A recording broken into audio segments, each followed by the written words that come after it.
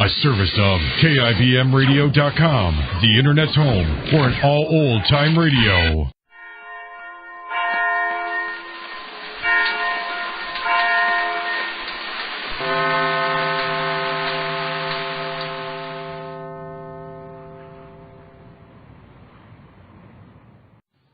Pet Milk Show, usually heard at this time, has moved to a new time period on Sunday nights.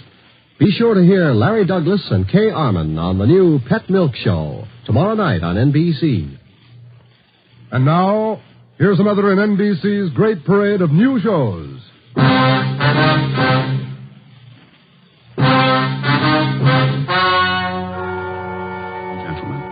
the story you are about to hear is true.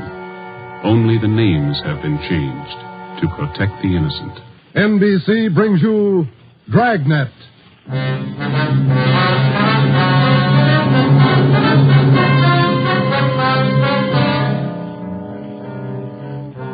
You're a detective sergeant.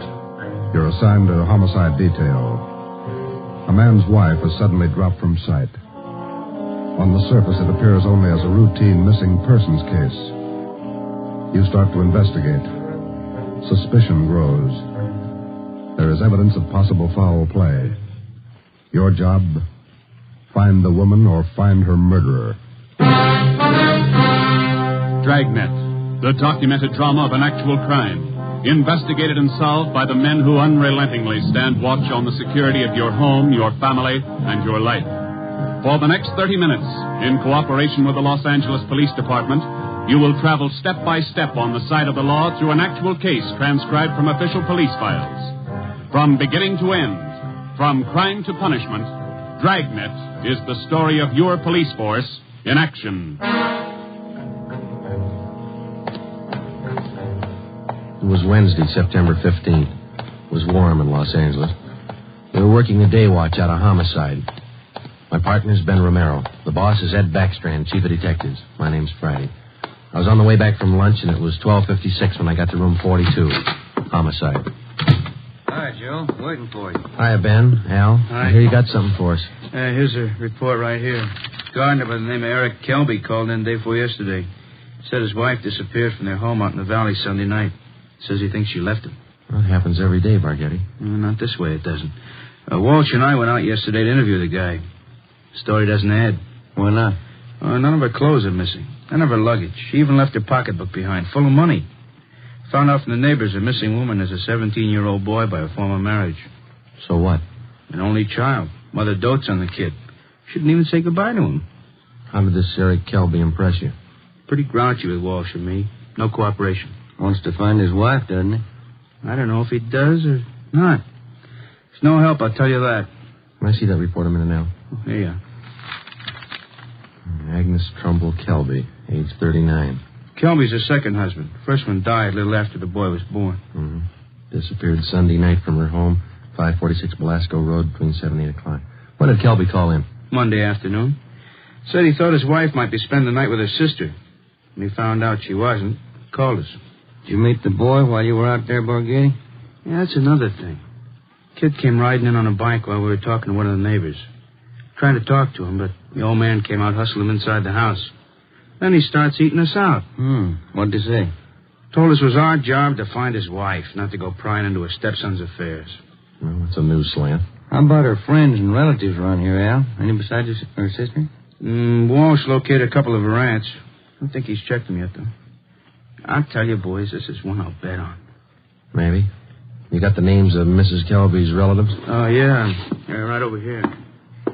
Sure wish we had a chance to talk to that boy. Yeah. How's it feel to you, Ben? I don't know. Notice anything else funny about the guy, Al? I don't know. Well, here's those names, Joe. Thanks. Kelby was upset, all right. For some reason, he didn't strike me as reacting the way a normal guy reacts when his wife disappears. All right, Al. How would you react? Barghetti's worrying again. Oh, now listen, boys. It's no fooling matter. This is one I'll bet on. It's a homicide. All right. How about a copy of this report? Yeah, where'll I get the phone? Missing persons, Barghetti. Who's that? Oh. Yes. Yes. About what? Oh, sure. All right, sir. 4 o'clock. Yeah. Goodbye. That was Kelby's stepson. What do you want? Thinks something's happened to his mother. In police work, missing persons detail is not a department separate in itself. It is organized as a part of the Homicide Bureau. According to Barghetti, who took the call, the boy said he suspected his stepfather, and he didn't want him to know of any meeting between him and police officers. He would meet the officers that afternoon at 4 p.m., in a restaurant on the corner of Hollywood Boulevard and Fairfax Avenue. At 3:15, Ben and I left the office and drove out to the meeting place, the Dairyland Fountain and Coffee Shop. We arrived there at 3:45.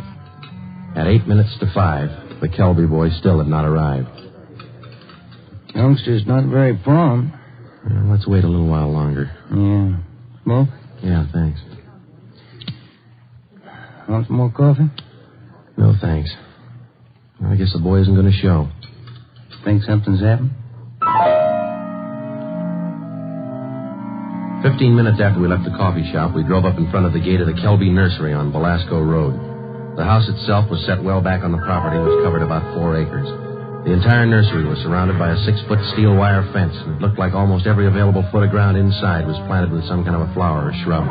Kelby met us at the gate. Yes? What do you men want? Police officers. Are you Mr. Kelby? Yes, what do you want? Well, if you'll shut those dogs up for a minute, we'd like to ask you a few questions. I'm busy now. Can't you come back tomorrow? Pretty important, Mr. Kelby. I think we better talk right now. All right, if you have to. Red, Giant, down. You too, Honey. Quiet. All right. Now, what do you want? Mind if we come inside? These watchdogs of mine are pretty vicious. We can talk here at the gate. All right, Mr. Kelby. This is Sergeant Romero. My name's Friday. We've been assigned to look into your wife's disappearance. Oh. Did you find anything yet? Nothing definite. Maybe you can help us. Would you tell us exactly what happened the night your wife disappeared? What do you mean? What happened? Well, when did you last see her? When did you first notice she was gone? We finished up Sunday night dinner about 7 o'clock, and I laid down for a nap. Agnes went out on the front porch for some air. I woke up a little before 8 and went outside to look for her. She was gone. Nobody saw her leave, Mr. Kelby? Not that I know of. Maybe some of our nosy neighbors, I don't know. How about your stepson? Wasn't he around Sunday night? Bruce? No, went out to a show with some other kids. When did he get back from the show? About 10, I think. Why? Where's your stepson now? Who are you looking for, my wife or my stepson? Both, Mr. Kelby. Where's your stepson? Gone.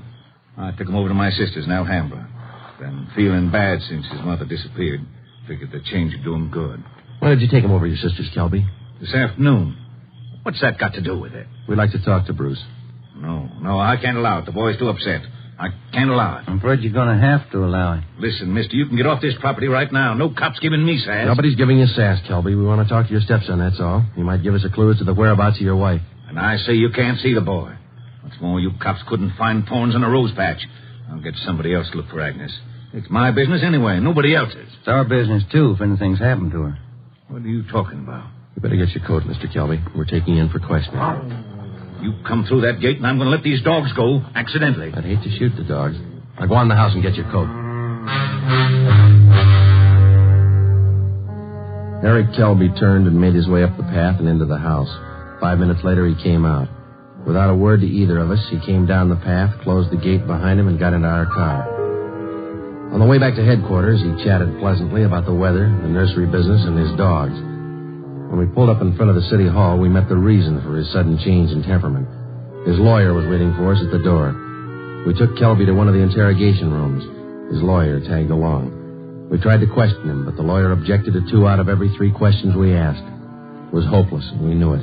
So did the lawyer. We released Kelby, but we did get the name and address of his sister where the stepson Bruce was staying. After they left, Ben and I got back in the car and drove out to Alhambra to check on the boy. Forget I had this one pegged right, Joe. It's a real sleeper. Yeah. I'd like to know how the stepson missed that date with us this afternoon. Well, if the kid called us from the house, his stepfather could have overheard him. It's possible. Sister's house ought to be along this block, shouldn't it? Yeah, let's see. 1408, 1406. Right is, Joe. That gray cottage, 1402. Right. It's a nice-looking little place, isn't it? Well kept. Yeah, it's a nice neighborhood. I wonder how the lot prices run out here.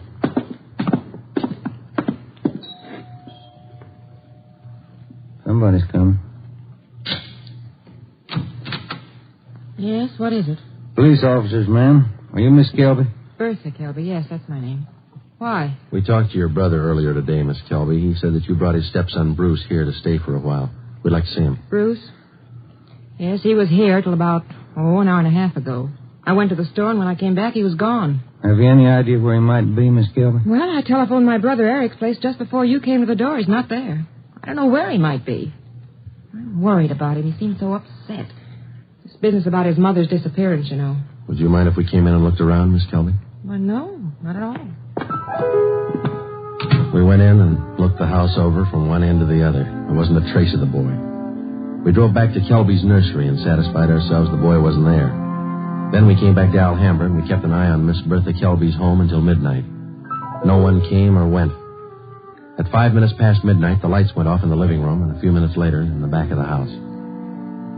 The next morning, when Ben and I checked in for work as usual at 8 o'clock, we met with Captain of Homicide, Frank Kearney.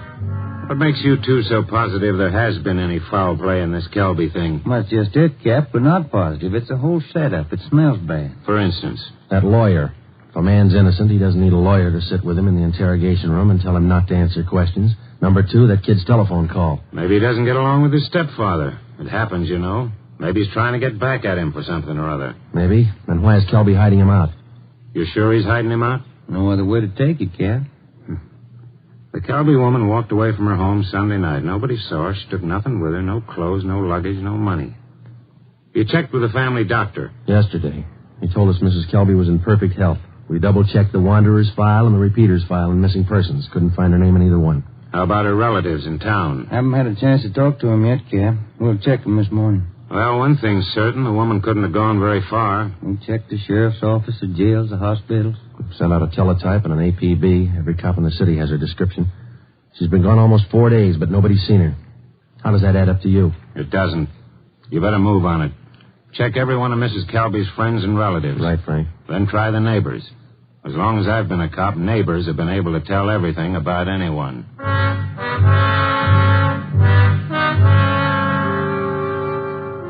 All that day, Ben and I made the rounds. First stop was the Western National Bank, where Mrs. Kelby maintained her account. Her savings statement showed a total balance of $31,564.17. Her separate checking account had a balance of $842.71. At the Farmers Mutual, we found the record of an insurance policy issued to Agnes Trumbull Kelby. It was a 20-pay life policy covering the insured in the amount of $30,000. The beneficiary was listed as the insured son, Bruce Trumbull Kelby, if living upon the receipt of such due proof. If not, the insured's husband, Eric J. Kelby. By the time we finished checking her financial status, the odds were piling up fast. From only casual reports, we knew that Eric Kelby was a frugal man. If he was greedy as well, if he wanted or needed money badly enough to kill, then he had all the motives necessary to murder his wife.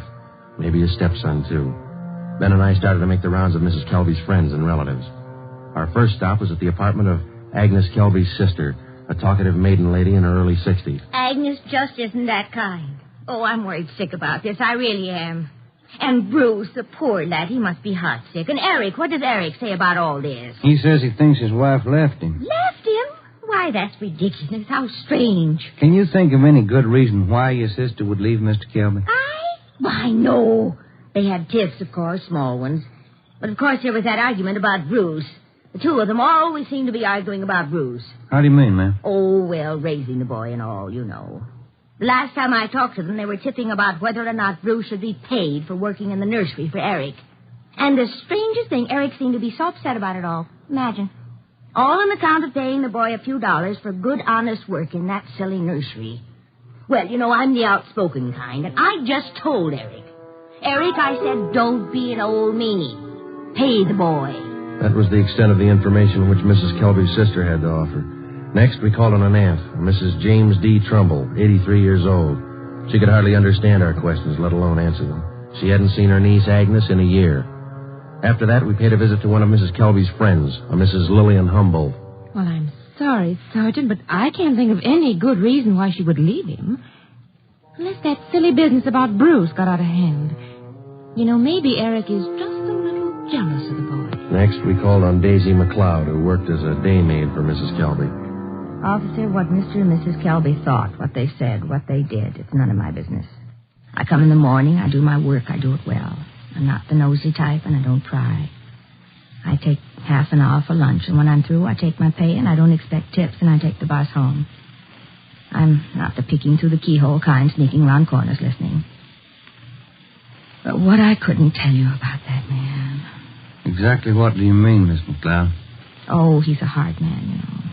They're always arguing about the boy. Bruce this, Bruce that. He's a nice boy, I think. He's never done anything to me. Oh, but the arguments. Him and her all the time. Should the boy be paid for working? Shouldn't he? Why? Why not? It's just... When Ben and I finished with a list of Mrs. Kelby's friends, relatives, and employees, we started out on the neighbors. None of them saw Mrs. Kelby after 6 p.m. the night she disappeared. 2 of the neighbors said they saw the porch light burning after 7 p.m., but both said the porch was empty. Mrs. Kelby was not sitting in her chair at the usual time after dinner. According to them, that was one of her habits. It was 10 minutes to 6 by the time Ben and I got back to the office. The light was still burning in Captain Kearney's office. Full day, Joe. Lot of money. Yeah. Wonder what the captain's hanging around for. Let's find out. Get anything? Pretty good luck, Cap. Good. I've got some more for you. Just walked in 5 minutes ago. What do you mean, Frank? Who walked in? Bruce Kelby. He's waiting in the next room.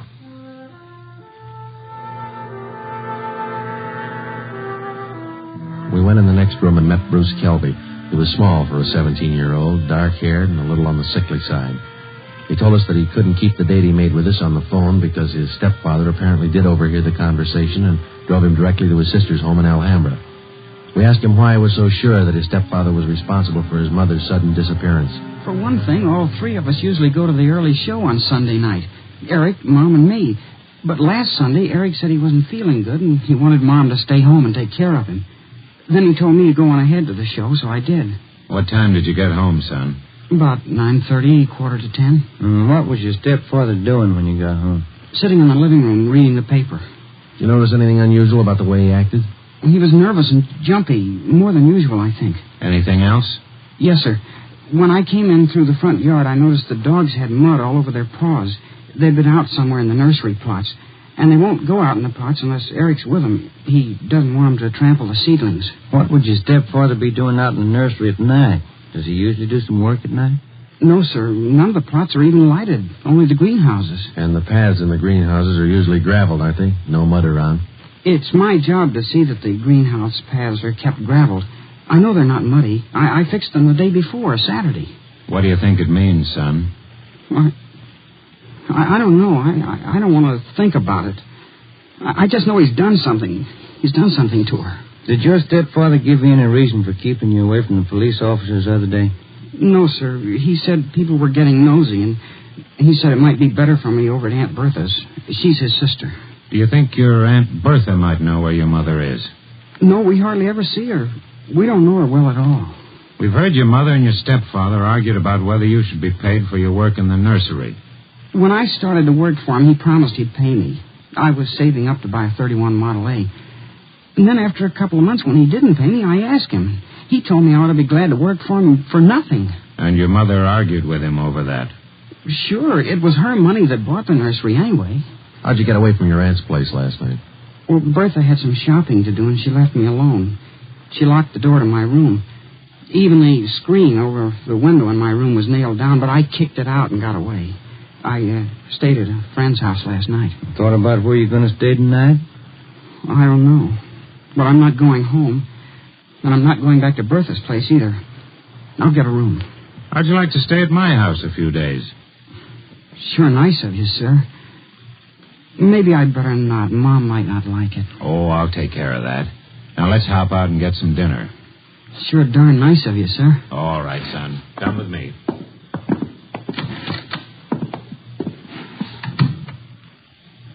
What do you think, Joe?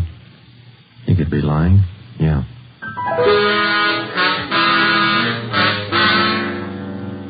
Now what, Cap? Shall we bring Kelby in again? No, not yet. He's found out by now from his sister that the boy's gone. He probably figures the police station is the first place he'd come. Wouldn't do much good pulling him in now, Ben. We couldn't even question him. 10 to 1 his lawyer would be waiting for us when we got back. That's the problem. How do we get to this Kelby without his lawyer finding out? Well, what about the early morning, Cap? Say tomorrow, about 5 or 6 a.m. Think you'd be looking for us then? Yeah, that might do it. If we can just get by that pack of hounds he owns without waking the whole neighborhood, might work. If we could just question him alone, I got an idea it wouldn't take much to make him cop out. All right, give it a try. Get out there in the early morning and bring him in for questioning as quietly as possible. I'll be in at 6 a.m. If you want me before then, call me at home. All right, Frank. Kelby's got a smart lawyer. It's going to be plenty hard to convict him without a body and corroborating evidence. He's got 4 acres out there, Cap. You can hide a lot of bodies in 4 acres. Well, that's what I mean. This case isn't ending. It's just beginning. The next morning, Ben and I met at the office about a few minutes past 4 a.m. We had a cup of coffee and a donut at an all-night restaurant, and then we started for the Kelby place out on Belasco Road. We took 4 pounds of fresh horse meat with us to keep the dogs quiet if they raised a fuss. It was 28 minutes past 4 when Ben pulled the car to a stop a few hundred feet from the gate to the Kelby nursery.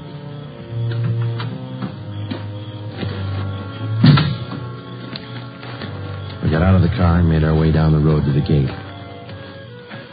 I reached in and tried the latch. It was padlocked. The dogs started in. Okay, Ben, looks like we'll have to jump the fence. Toss some of that horse meat over to him. Yeah, here. That's it. Come on, let's climb. Keep an eye on those hounds. Looks like they could chew your leg off. Yeah. Here comes the third one, Ben. Toss some more meat. Yeah. There you are, boy. Go get it. Go get it, boy. There.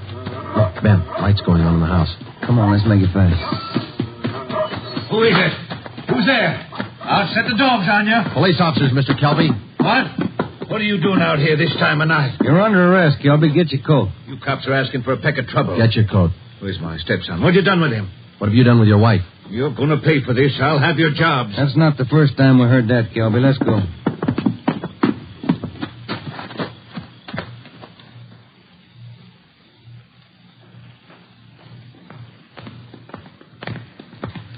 Lights burning in the captain's office. Yeah. All right, Kelby, in here. I'll pay for this, mark my word. Ben, take him in the office here and stay with him. I'll see if Frank's in yet. Right, Joe. Come on, Kelby, inside.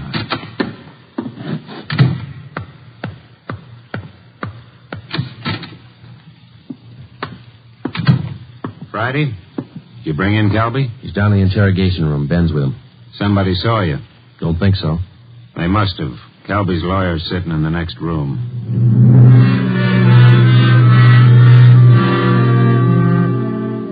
Kelby again refused to answer any questions without the advice of his attorney. We released him. That day, Captain Kearney sent out 2 men to keep an eye on the nursery and report on all of Kelby's movements. Shortly after 7 o'clock that night, just after nightfall, we tried once again to bring in Kelby for questioning without his lawyer's knowledge. It didn't work. A little after we booked him, his lawyer obtained a writ of habeas corpus. We had to release him again.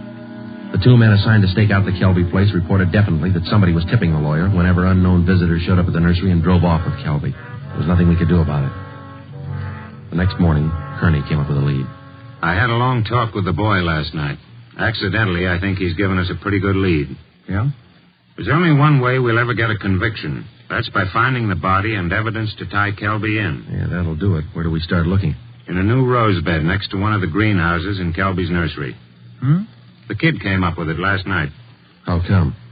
First, Kelby's crazy about saving $1 and making one. Yeah. In the nursery trade, especially where you have a limited area to work in, like Kelby, you cultivate every foot of ground. Every bit of soil you got is planted with something. Mm-hmm.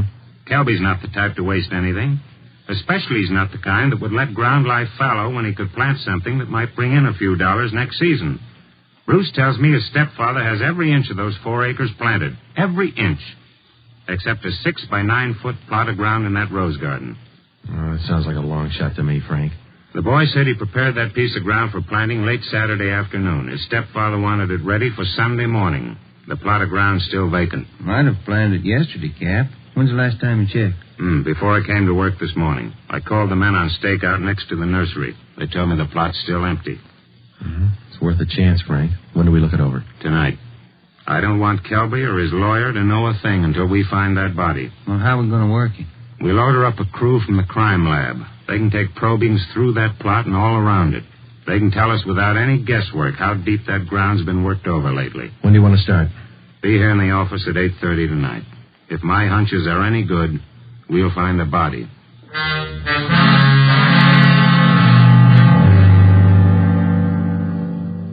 It was 10 minutes past 9 that night when we got to the Kelby place. Lieutenant Lee Jones and his assistants, Kearney, Ben, and 2 other men from homicide. The men on stakeout told us that Kelby had left about 20 minutes before in a dark blue coupe. Ben brought along the usual supply of horse meat for the dogs, so we didn't have any trouble there. We found the empty plot of ground in the rose bed next to the greenhouse, exactly as Bruce described it to Kearney. Ground's been worked over all right, boys. At least 4 to 5 feet down. All right, Lee, let's start digging. Romero, take care of the dogs. Watson, grab one of these shovels. Right, Captain. Hey, Gilbert said these dogs were vicious, didn't he? Yeah, why? Look at these hounds. They're no more vicious than a lively coal. Look. Higgins, get that light over here, will you? Thanks. What is it, Lee? Let me see. Teeth. Set of false teeth. Been in the ground long? Don't think so, judging from the shape they're in. How far down would you say you are, Lee? A couple of feet. Ground's real soft. Lee, come here a minute. What is it? Body. Here's the shoulder. All right, you men over here with Watson. Get the dirt off the face. Romero, you got a picture of the Kelby woman? Yeah, Captain. Let's see. Oh, here it is. Thanks. Get the light down here. Hunch paid off, Frank. That's her.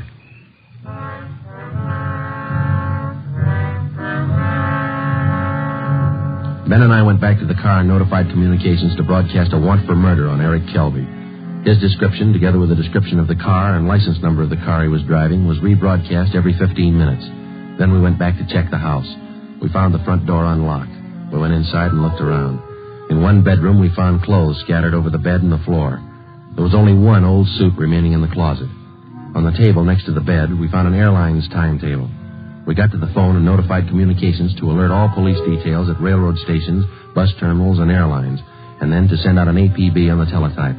After that, we checked with the airlines. One of them told us that a man answering Kelby's description had booked passage for Mexico City. The plane was scheduled to take off at 10:40 that night from Burbank Airport. Ben's watch said 4 minutes past 10. We called the detail at the airport and alerted them. Then we drove over to check in person. It was 10:35 p.m. when Ben and I took up our positions just inside Gate 3, where passengers were boarding Flight 72 for Mexico City. He's cutting it close, Joe. Got about 4 minutes more to make that plane. We waited. The crowd got thicker as departure time came closer. At 10:39, Eric Kelby came through the main entrance, across the terminal, through Gate 3, into a pair of handcuffs. I don't understand. What does this mean? We found your wife's body, Kelby. What? I don't know what you're talking about. In the rose patch next to the greenhouse. Your lawyer can't help this time. Mexico City. Would have been a nice trip. Expensive. I'll plead insanity. I didn't know what I was doing. Be a nice vacation next year, Joe, Mexico City. I'm going to talk to my wife about it. I didn't mean it. She slapped me. We were arguing about the boy. I didn't mean it. I don't know if you did or not, Kelby, but you killed her. Come on. You missed your plane.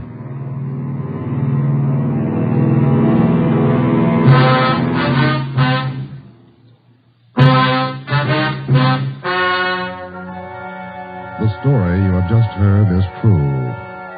Only the names were changed to protect the innocent. Eric Kelby was tried and convicted of murder in the first degree. He is now awaiting execution in the lethal gas chamber at the state penitentiary.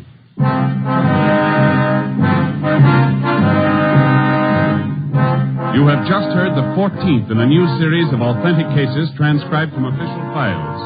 Technical advice for Dragnet comes from the office of W.A. Wharton, Acting Chief of Police, Los Angeles Police Department. Tonight's program is dedicated to William J. Weston, Jr. of the Washington, D.C. Police Department, who on the evening of March 4th, 1945, gave his life so that yours might be more secure.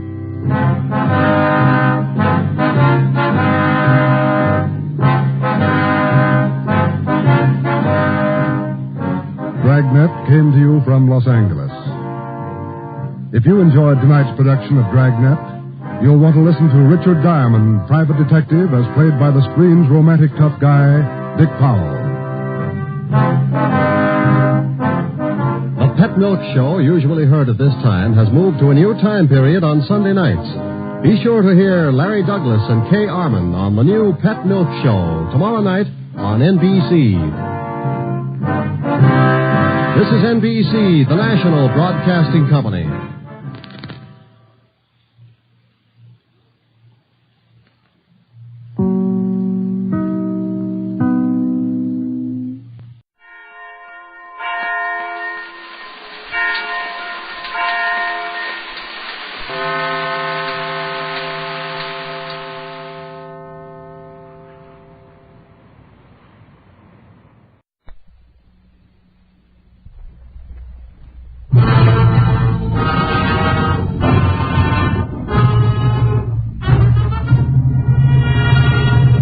Closed my office door behind her, started walking slowly toward me.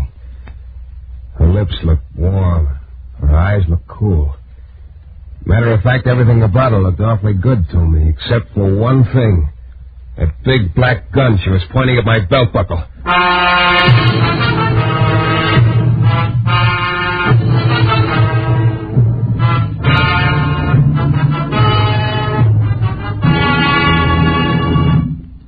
New Adventures of Michael Shayne, Private Detective. Michael Shayne, reckless, red-headed Irishman, is back again in his old haunts in New Orleans.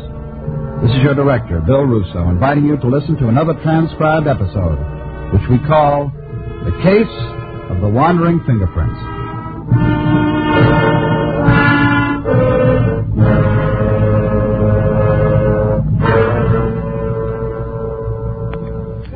Yeah, what'll it be, Bud? Huh? Oh. Nothing. I'm just waiting for somebody. Nothing. Look, Mac, you're in a bar. People usually drink in bars. That's what we're in business for. Okay. Give me a bottle of pop. A what? A bottle of pop. That's what I thought you said. Look, Junior, do you mind? No. Thanks. Mike Shayne? Yeah. I'm Ziegler. Bring your drink over to the table here. Okay.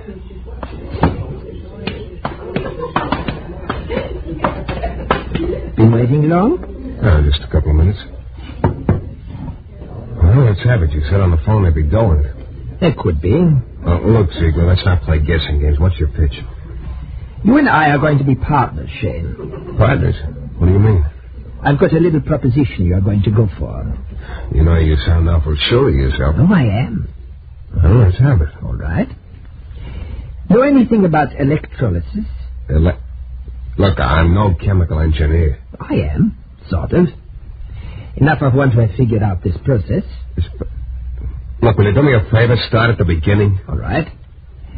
I've got a process by which I can transfer fingerprints. You can what? Transfer fingerprints. From one place to another. Any place. You're nuts. Am I? Can't be done. Don't take any bets on that, Shayne. You'd have to pay off. Look, I tell you, it's impossible. It's simple, if you know how. So you dust the prints with a certain chemical powder. You follow me? You take a picture of them, then make an electrolytic plate from the negative. Then dip it in acid. Then you make a mold from liquid rubber. And there you are. Where? With a little rubber stamp of somebody's fingerprint. Look, I don't know anything about this chemical double talk you're giving me, but the whole thing's impossible. You just can't... Like I say, don't take any bets. Now, here's where you figure. We're going to start a little fingerprint service. We sign up various clients. They all pay an initiation fee, a large one, as a matter of fact.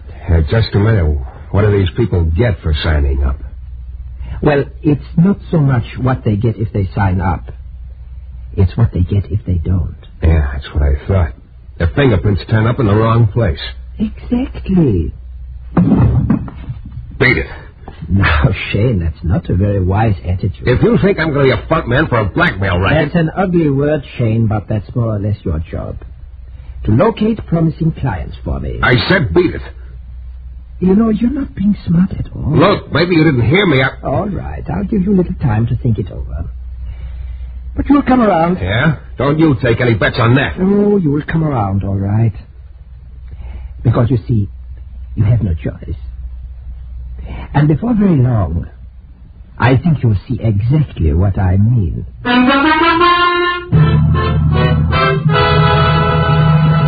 In a moment, we'll return to Mike Shayne and the case of the wandering fingerprints.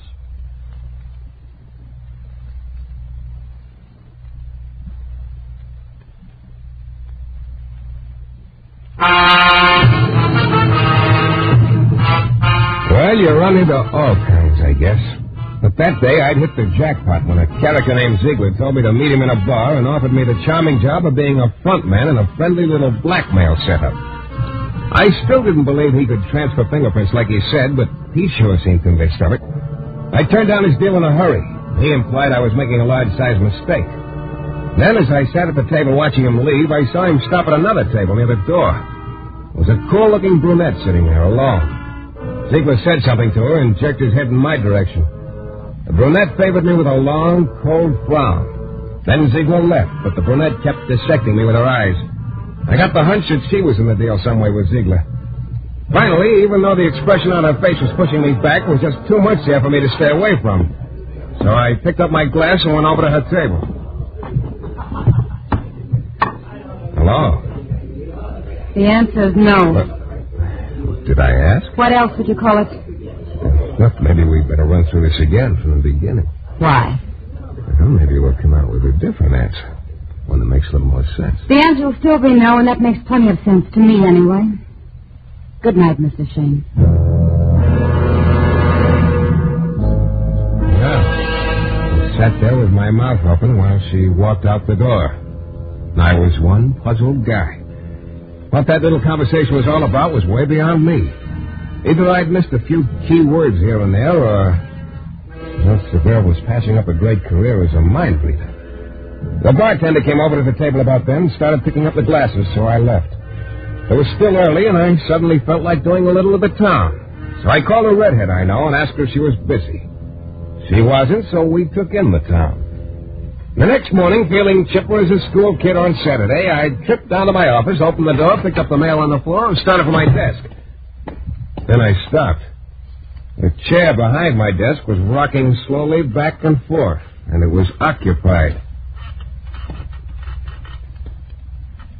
Hello, Shayne. Well, Inspector Lefevre. Inspecting again? Sit down. Yeah, thanks. You decided to move your headquarters here, or is this a social call? Wrong twice. Well, it's early yet. I'll sharpen up. Now, let's see. What could it be this time? Murder? Maybe robbery? Robbery. Arson? Huh? Robbery. Look, I was kidding. I wasn't. No, wait a minute, Lefevre. What goes? You know an old family named Chartier, Shayne? I live in the quarter. Chartier? No, why? Sure. I said no. Haven't paid any social calls on them lately? Say, last night? Look, I told you I don't know. Why would I be paying him a call? Just trying to give you a break, Shayne, but you won't even go halfway. What are you talking about, Lefevre? I'll tell you. Last night, the Chartier home was broken into. A bunch of jewelry was stolen. What's that got to do with me? I don't know yet. Maybe plenty. We found your fingerprints there. My Oh, no. Oh, yes. Oh, Inspector, there must be some mistake. My fingerprints couldn't have been there. Shayne, fingerprints are sort of a hobby with us. There wasn't a mistake. They're your prints. How come? I don't know how come. Oh, no, it couldn't be. You're pretty hard to convince. Well, that's not what I meant. I meant... Skip it. It'd sound like it was right out of a book. What would? Look, Lefevre, I didn't rob the Chartier home. Give me credit for more brains than that. I had given you credit, Shayne. That's what puzzles me. Hey, any idea what time the robbery took place? Between 12 and 1. Yeah, you know, I'm awfully happy to hear that. Mm-hmm. Alibi? Yeah, I had a date with a redhead. Yeah. You happen to remember her name? Of course, she's a friend of mine. Patty Bannekerken. Patty Bannekerken. Now, Shayne. Look, could I make up a name like that? You could. We'll check it. Yeah, I know you will, Inspector. And, keep in touch, huh? Yeah, I know. Don't leave town. Mm-hmm. One more thing. What is it? How about a little shot of oil for your chair? Well, as usual, the inspector left me with a lot of questions and no answers. Not even an answer about the squeaky chair. I sat there for quite a while trying to figure out another logical explanation. And I finally gave up. As far as I could see, there was only one answer. Ziegler was able to transfer fingerprints. And he'd taken this very quaint way of proving it to me. I spent a little while in a half-hearted search for a can of oil and gave up. I guess I must have been staring unhappily out the window for maybe 15 minutes when I heard a slight noise behind me. I turned around and looked up. There, standing beside my desk, was my friend Ziegler. Hello, Shayne. You again. Me again. You had a visitor a little while ago, didn't you? Inspector Lefevre. So? What does he want, Shayne? He just heard a new joke and had to run right down here and tell me. I think he wanted to tell you about that robbery at the Chartier place. And about your fingerprints being there. Okay. I don't know how you did it, but... Very simple. I told you. My process. Yeah, your process. Look, you may not realize it, but I was just lucky enough to have an alibi for last night. If I hadn't... Oh, but I do realize it. I know you had an alibi. And that's just the way I wanted it. You what? Certainly. I didn't want you to get into trouble. This time. Look, I don't get it. But I don't want to get it. This little game you're playing, it's not going to work. I told you once, I'm not going to be front man for your blackmail pitch, and I still mean it. You know, you are hard to convince. Well, I guess I have no other alternative. What do you mean? Oh, just that I'd hate to have the same thing happen to you that happened to Al Metcalf. You have heard of Al Metcalf, haven't you? Yeah, I've read about him in the papers. He's on trial for murder. That's right. Wait a minute. Are you trying to tell me that... I'm just pointing out that Al could have been a partner of mine. He had the same opportunity you have. But he was difficult about it. He turned me down. Cold. So? But they've got a case against him. It's 3-2. He'll be found guilty. Oh, yes, indeed. And it's interesting, isn't it, that most of the case against him is his fingerprints at the scene of the crime. You mean you You planted them? I wouldn't want that to happen to you, Shayne. So don't keep me waiting any longer. Won't exactly leave me much choice. Right. So you're my boy, Shayne. From now on. And don't ever forget it. Inspector Lefevre's already had you on the carpet for robbery. Think of the fun he's going to have when he gets you for murder.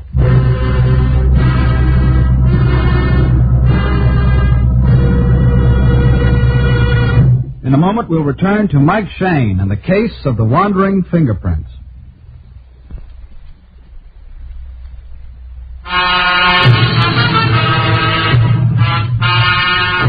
Well, it all started when a character named Ziegler offered me a partnership in a fingerprint-planting blackmail corporation. I declined without thanks, so Ziegler promptly planted my fingerprints at the scene of a robbery, thereby bringing Inspector Lefevre into my office for an antisocial call. The inspector left after a few minutes to check my alibi, and then Ziegler dropped in. He told me he could, if necessary, plant my prints at the scene of a murder, like he said he'd already done with a guy named Al Metcalf, who, as a matter of fact, was facing a murder rap right now. Well, that sort of weakened my opposition. Ziegler pronounced me his boy. He told me to meet him that night in the same bar, and he'd give me my instructions then. After he left, I grabbed the phone and called Inspector Lefevre. Homicide, Lefevre. Shayne, Inspector. Yeah. There is a Patty Batterkirk. Oh, wait a minute. And you were with her last night. So you're in the clear on that robbery, I guess. Thanks. But I don't get it at all. Say, incidentally, what's Patty so mad at you about? That's not what I called you about, Lefevre. Look, you're holding a guy named Al Metcalf on a murder rap. You've been reading back issues. Metcalf's been our guest for weeks. Well, it's a bum rap, Inspector. Metcalf's innocent. Real, Shayne? I tell you, he's innocent. Shayne, I'll make you a little proposition. Yeah. You run your business, we'll do likewise. Look, I'm trying to tell you Metcalf's fingerprints were planted at the scene of the murder. Yeah. Oh, I know it sounds phony, but it's the truth. There's a guy named Ziegler who can transfer fingerprints. He transferred mine to the scene of that robbery, and he framed Metcalf for this murder the same way. Shayne, you're missing a real good bet. The pulp magazines are just crying for guys who can come up with stuff like that. Okay, but I'm telling you, Lefevre, Metcalf's innocent. And what's more, I'm going to prove it to you. All of which was easier said than done, of course. I went over to the library and spent an hour or so reading up on the Metcalf case in the papers. I copied down the names of most of the people involved, and then I started out. The first guy I tried was a pawnbroker. Sure, no doubt about it. Metcalf's the guy who bought the gun from me. The gun that killed Joey Krause. I checked off the pawnbroker's name and went to see the woman who'd been the dead man's landlady. I saw this Al Metcalf go into Mr. Krause's room that night, just about 5 minutes before the shot was fired. And Metcalf was the only visitor Mr. Krause had that night. The next guy I tried was a character named Dixon, who used to be a pal at Krause's. Motive? Sure, Metcalf had a motive. A girl named Bunny. She was Metcalf's girl. Then she got to running around with Krause. So Metcalf knocked off Krause. But take my word for it. Don't go bothering Bunny, because she's my girl now. Yeah, all the answers were the same. Al Metcalf was guilty. He really had killed Joey Krause. Well, about then, I got on the trail of a very interesting thought. Wild, but interesting. But also about then, my watch said 8 o'clock, and I was due at the bar to meet Ziegler. Well, I didn't have any more time for meditation. But I knew that somehow, some way, I had to find a weak spot in Ziegler. Something that'd give me a club, too. And then I thought of a gag that might just possibly give me that club. It was old, but it could work. Ziegler was sitting at his table waiting for me. As I walked over to him, I could see he didn't look very happy. Sit down, Shayne. Thanks. You're late. A little. I don't like people to be late. What kept you? Look, in case you don't know it, I work for a living. What kept you, Shayne? I was conducting a little investigation. Who for? Me, okay? Shayne, you have quite a few things to learn about working for me. Your attitude, for one thing. It'll have to change. But we'll let that go for now. I've got a list of people I'm going to give to you. I want you to contact each of them and sign them up. You can start... Cigarette? Thanks. Here's a light. Help yourself. Thank you. Now. Just one thing. What is it? The girl. What girl? The brunette who was sitting over near the door the last time I talked to you here. Oh, you mean Susan? Do I? What about her? That's what I'm wondering, where she fits in. Well, let's just say that you and she and I will be sort of in business together. I see. Why? Oh, just after you left, I went over to her table. Well? Yeah, I thought we might make a little light conversation, but she wasn't having any. She can be difficult. Shayne, all this talk about nothing in particular, I somehow get the impression you're trying to stall me. That would be very foolish, Shayne. Yeah, Ziegler, I've been trying to stall, but it hasn't worked, so I'm not going to stall anymore. Okay, give me that list. I'll go to work.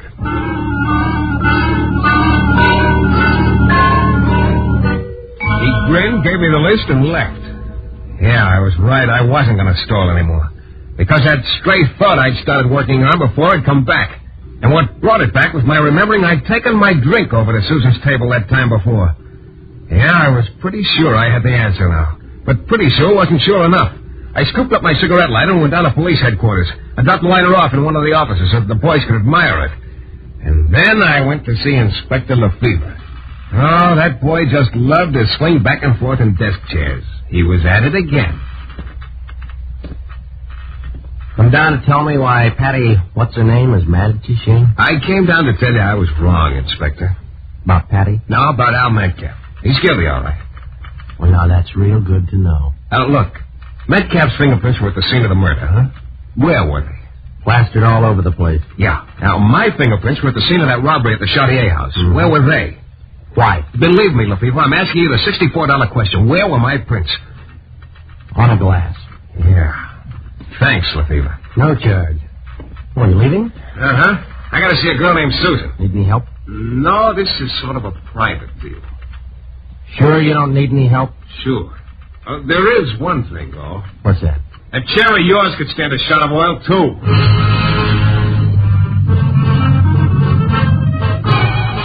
I walked out before he could think of an answer, but I had to hurry. I picked up my lighter and a few interesting facts with it and went back to my office. I tried to figure out how I was going to find Susan, but I needn't have bothered, because just about then my office door opened. In came Susan. She closed the door behind her and started walking slowly toward me. Her lips looked warm and her eyes looked cool. Matter of fact, everything about her looked awfully good to me, except for one thing, that big black gun she was pointing at my belt buckle. Well. You just won't take no for an answer, will you, Shayne? Let's not start that double talk again. I tried to tell you before it was no deal. Look, do you have to keep pointing that gun at me? And what's no deal? The setup with Ziegler. Oh, I think I get it now. You don't like the idea of anyone else working with you and Ziegler, is that it?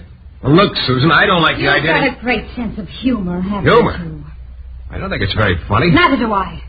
Look, maybe I'm stupid, but none of this makes sense. Stay where you are. None of that little palaver we had the other night in the bar made sense either. I said stay where you are. So you're working with Ziegler. I still don't see why... Oh, I'm working with Ziegler. That's a laugh. You're the one who hates... Hey, get back! Too late, sweetheart. Let go of me! It's too big a gun for a lady to be carrying around anyway. Or aren't you, lady? Oh, Hey, no, not that. No, look, stop it, will you? All right. That's better. Now let's get this thing straightened out. You're not working with Ziegler? Of course not. He threatened to plant my fingerprints and implicate me in a murder. Well, I'll be... You too? Oh, sucker, me to sucker. You see, I could have been implicated, too. It was all innocent enough that I could have been made to look bad. Yeah, we're both in the same boat. And in fact, it's sort of nice in here. You can let go of me now. But I still don't see how Ziegler could have gotten that glass with my prints. I thought you took it. Hey, wait a minute. You can let that bartender. The one who was so anxious for me to buy a drink. He came over to our table and picked up the glasses right after you left. He gave it to Ziegler. He's our boy. Oh, Shayne. Yeah. Yeah, I seem to have a hold of you. Maybe we gotta wind up this Ziegler business, huh?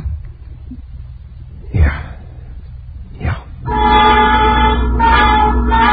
Well, with an incentive like that, how could I lose? I charged over to the bar, but the bartender I was looking for was off duty. I got his address, though, and went over. Yeah, what's up?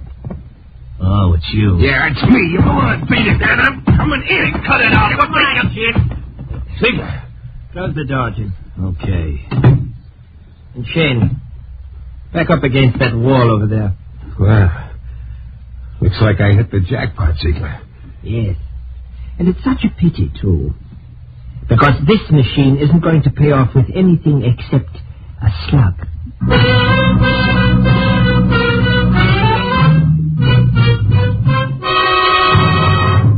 In a moment, we'll be back with a thrilling climax to tonight's Michael Shayne adventure.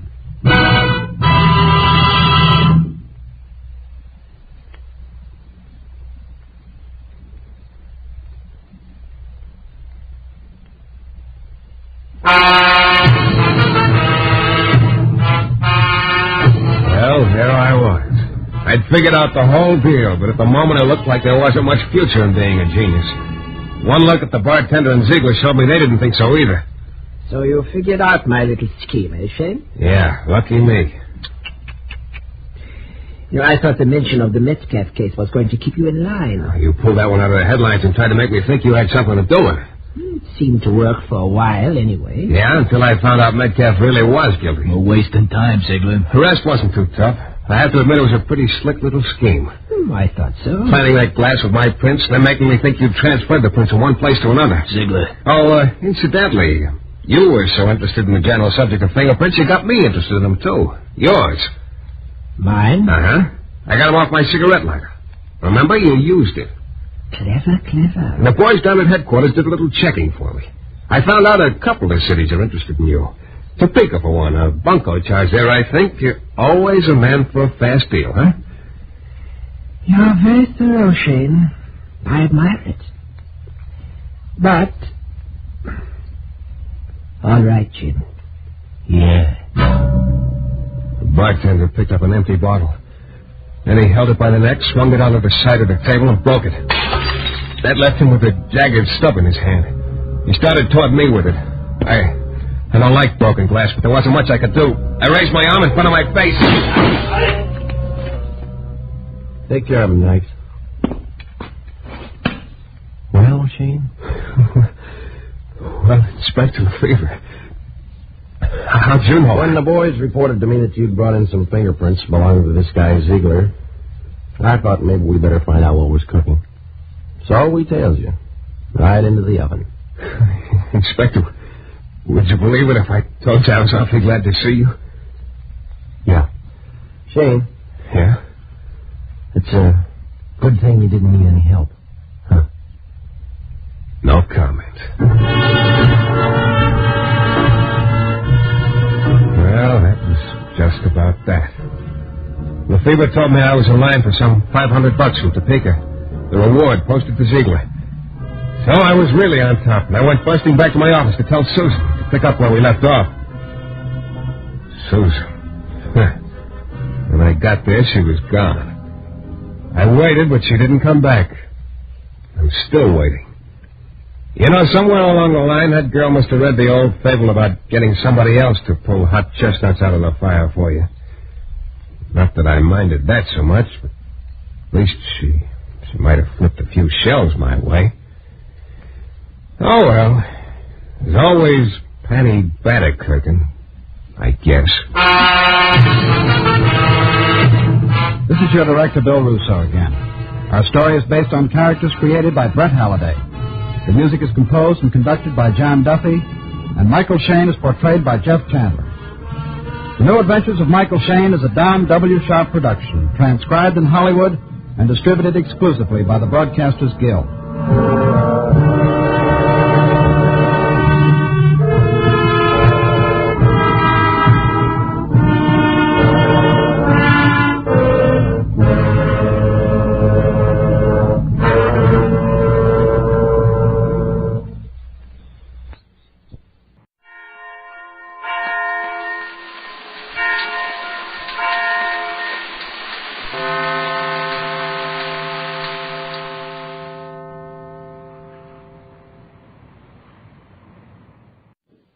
Here's another in NBC's great parade of new shows.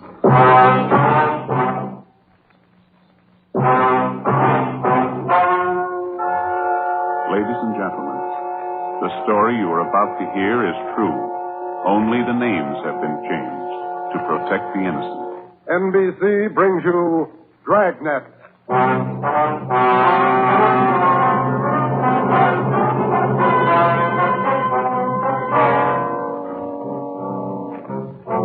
Detective Sergeant. You're assigned to homicide detail. A 22-year-old girl has disappeared. A letter has been received. It demands $30,000 for the girl's return. The letter is signed The Wolf. Your job, get him. Dragnet, the documented drama of an actual crime. Investigated and solved by the men who unrelentingly stand watch on the security of your home, your family, and your life. For the next 30 minutes, in cooperation with the Los Angeles Police Department, you will travel step by step on the side of the law through an actual case, transcribed from official police files. From beginning to end, from crime to punishment, Dragnet is the story of your police force in action.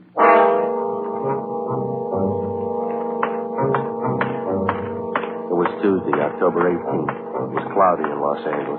We were working the night watch out of homicide. My partner's Ben Romero. The boss is Ed Backstrand, chief of detectives. My name's Friday. I was on the way back from the stats office, and it was 3:26 a.m. when I got to room 42. Homicide. Got those mud gas for you. Here they are. Thanks, Harris. Backstrand leave yet? In a minute. I'm going out with him. What's your address out there, the Sullivan place? 814 Castro Boulevard. You go straight out Santa Monica, take a left at Castro. I remember. You ready, Chief? Yeah, man. Friday, you call Romero yet? Right now. Get on it. This one we don't fool with. Yeah. Come on, Harris.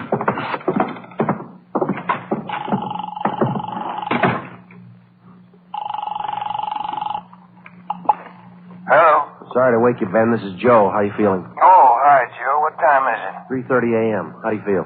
Oh, a lot better. Be back to work tomorrow. You'll be ready in 20 minutes. I'll pick you up. 20 minutes. Okay, what's up? You remember Martin Sullivan, vice president of the Third National Bank? Sullivan? Yeah, what about it? Got a 22-year-old daughter, or he had one. She's gone.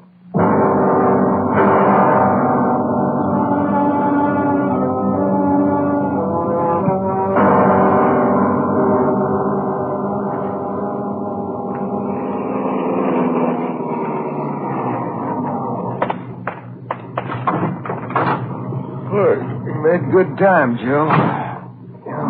Where we headed? Sullivan home out on Castro Boulevard. Ed's out there now with Harris.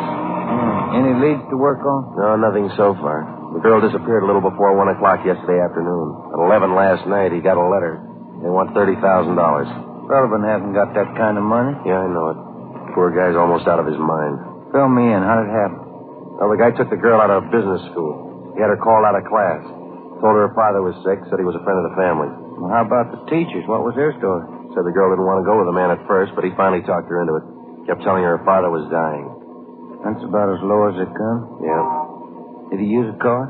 Witnesses said it was a blue sedan. They didn't get the license number or the make. Did they remember what the guy looked like? About 5'9", 160, brown suit, dark hair. Nothing else? No. Here's a copy of the letter. The usual. Read it. Yeah. I have your daughter, Judy. Get, what's that? $30,000. $30,000 quick if you want her back alive. Don't call police or I'll kill her. Contact you later. Signed, what was it? The Wolf. Oh, Wolf, huh? I could think of a better name. Come on, here we are. Who's got the original note, Joe? Lee Jones down at the crime lab. He's checking it for prints and handwriting. Well, if it was... Oh, hi, David. Right on in the house, boys. Chief's waiting for you. Thanks, Dave.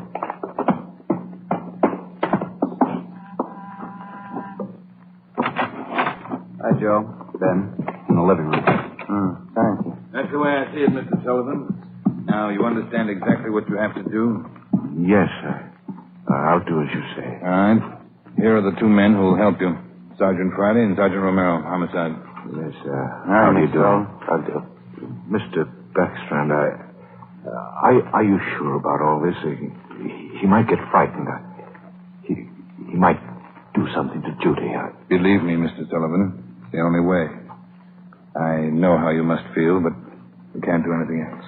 All right, I want to see Mrs. Sullivan first. I'll be ready in a moment. Any developments? Yeah. Come on back in the dining room.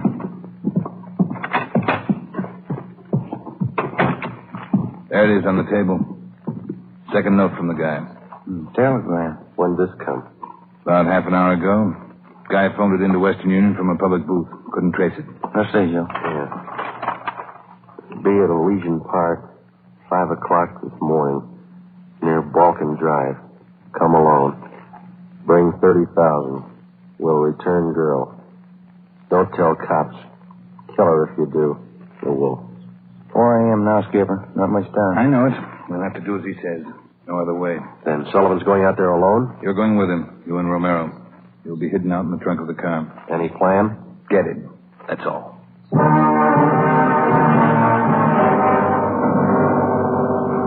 Ben and I went out the back door and into the Sullivan garage.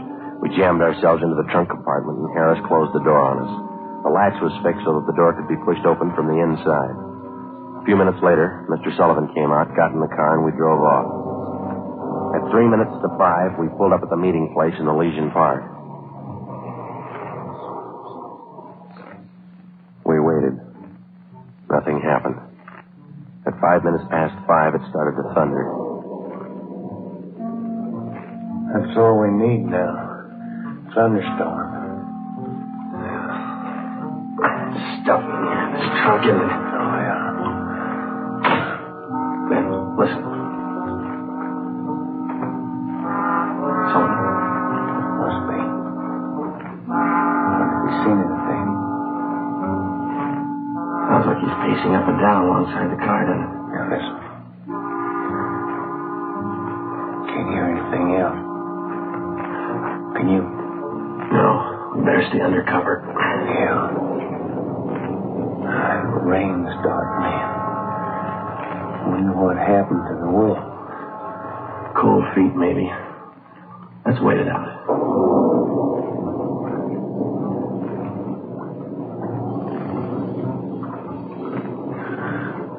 Joe. Yeah? What time you got now? Move over, let me get my watch. Yeah. A little past 5:30. Sergeant. Mr. Sullivan? Yes. Do you think he's coming? He's late. It's getting daylight. We better wait it out, Mr. Sullivan. Now, look, don't come back here again. If he's watching, you might tip him off. Oh, all right. All right. Poor guy. I hear it. Coming up the road toward us. It's stopping. Yeah. Coming over to our car. You ready? Right. Talking with Sullivan. They're coming back here. Now watch it.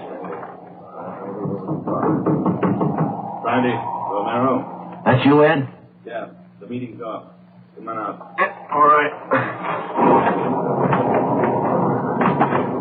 Got a cramp in my leg. I'm cramped all over. Mr. Sullivan, drive back home.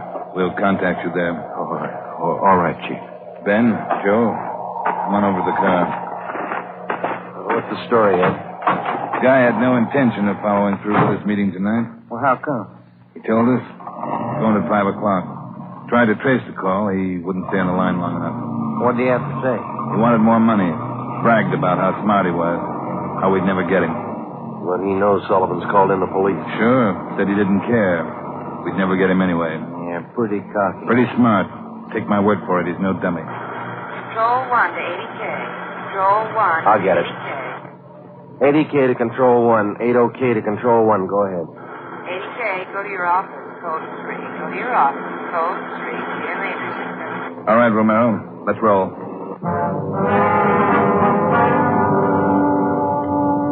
More than 12 hours had passed since word of Judy Sullivan's disappearance had been phoned in a homicide. During that time, an all-points bulletin containing the descriptions of the suspect, his car, and the girl had been sent out on the teletype to law enforcement agencies throughout the area. The same descriptions were broadcast over the police radio every hour. The Sullivan home had been placed under strict surveillance, and Mr. Sullivan instructed not to contact the suspect without knowledge of the police. He'd raised almost $10,000 in cash to buy him off. The serial number on each one of the bills had been copied by a police stenographer and then rechecked by a homicide officer. So far, the Wolf, as he called himself, had made 3 separate contacts, but he'd covered his tracks well.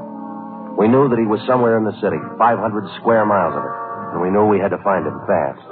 It was 18 minutes past 6 when we got back to homicide. Hi, Chief. Fellas. You got something for us, Mac? Here, this letter. Special delivery. Came in about 25 minutes ago. Can I see that, Mike? Stay away from Sullivan. If the kid's found dead, it's your fault. Stay away, the Wolf. All right, Mike. Get it over to the crime lab and have Lee check it for prints. Right, Chief. Will you find any prints on the second note, Mike? 2. Run them through R&I now. Friday, Romero, get down there and see if they got a make. Right, Ed. Let's go, Ben. Who's watching the Sullivan house beside Harry?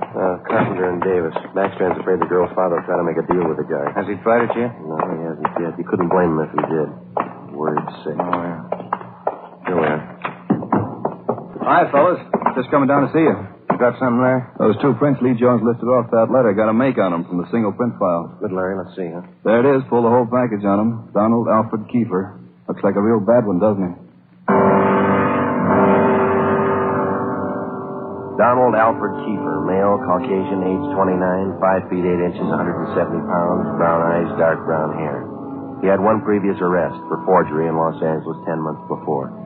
Kiefer's occupation at the time of his arrest was listed as bank clerk at the Third National Bank.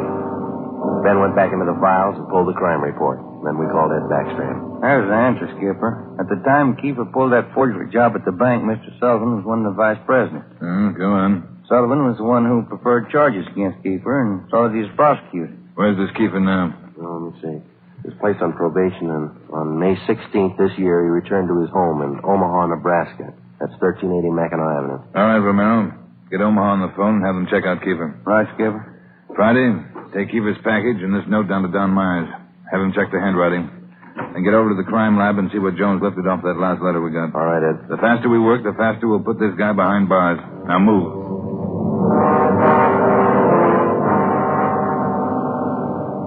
How's the writing compared, Don? What'd you find? Yeah, looks good. See here? Slants as crosses, double oops as L's, open A's, pressure on the downstroke. Donald Kiefer, Wolf, same handwriting.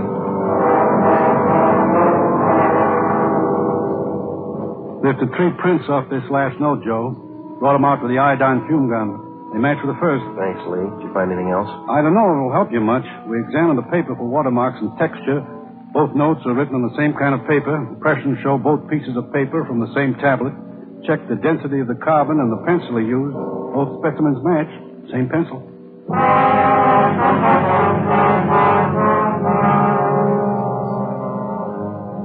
By mid-afternoon, Donald Keefer's description had been broadcast throughout the area. Bulletins were dispatched to all departments, and an APB was teletyped for the entire state.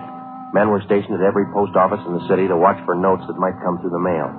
The bus depots, railroad terminals, the airports, and all the main roads leading out of the city were under strict surveillance.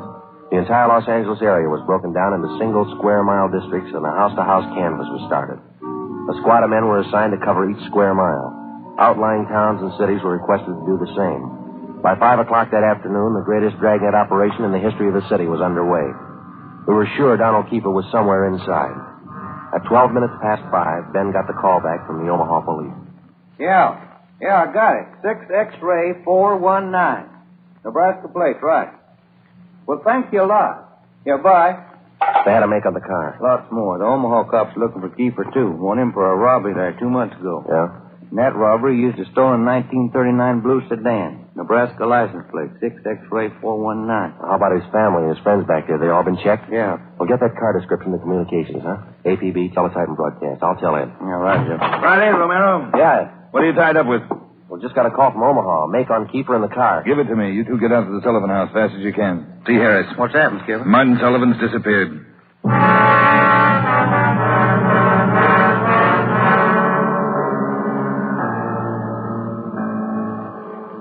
Harris, how'd it happen? About 3 this afternoon, Mr. Sullivan got a phone call. Said he had to go down to the bank. I went with him. He had me wait in the reception room, and he went in his office. After waiting 10 minutes, I got suspicious and went in. He was gone. That's it. Did he get any more money? This morning, $5,000. Did you get the serial numbers off the bills? Yeah. Shouldn't have let him get out of my sight. Forget it. Right now, we've got to find out where he's gone to meet Keefer. Did you talk to Mrs. Sullivan about it, Harris? She says she doesn't know anything about it. Let's try her again. Come on, let's go inside. All right, fellas. All right. Where's Miss Sullivan, Dave? Back in the sitting room, lying down. Doctor's with her. Come on. What time you got, Ben? 6:35. I'll get it. Hello? Where are you?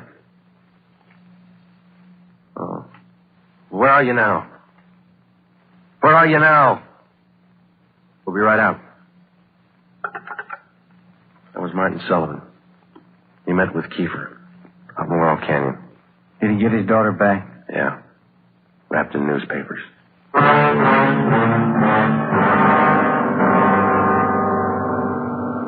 All cars in the area were notified that a contact had been made with Keefer. We got in the car and drove out to Laurel Canyon. The entire area had been blocked off. We found Martin Sullivan standing in the middle of the road at the end of East Winding Way. 500 feet down the hill was a private residence where Sullivan had telephoned us. It was the only building in the immediate vicinity. A few yards beyond the point where East Winding Way ended, back in a clump of tall grass, we found the body of Martin Sullivan's daughter. We notified the crime lab, Chief Backstrand in the coroner. Despite a severe state of emotional shock, Martin Sullivan tried to tell us the story. He said Judy was all right. I believed him. I wanted her back. Judy. I tricked the officer, the one watching me. He said, come along, no police. Did you see his car, Mr. Sullivan? I wanted her back. I wanted Judy back. I didn't. She said I drove here at 6 o'clock and I waited. I put the money on the front seat, like you said. Did he get the money, Mr. Sullivan? And I got out, left parking lights on. I stood up there by the end of the road, waiting. Mr. Sullivan. And he drove up. He took the money. Then he came up to me. He had a gun. I wanted Judy back. He had a gun. Did you see his car? He said she was up there, beyond the road, tied to a tree. I wanted her back. Mr. Sullivan, did you see his car? I went to look for Judy. He drove away. She wasn't there. By the tree. Couldn't find her. On the way back, I saw her bundle on the way back.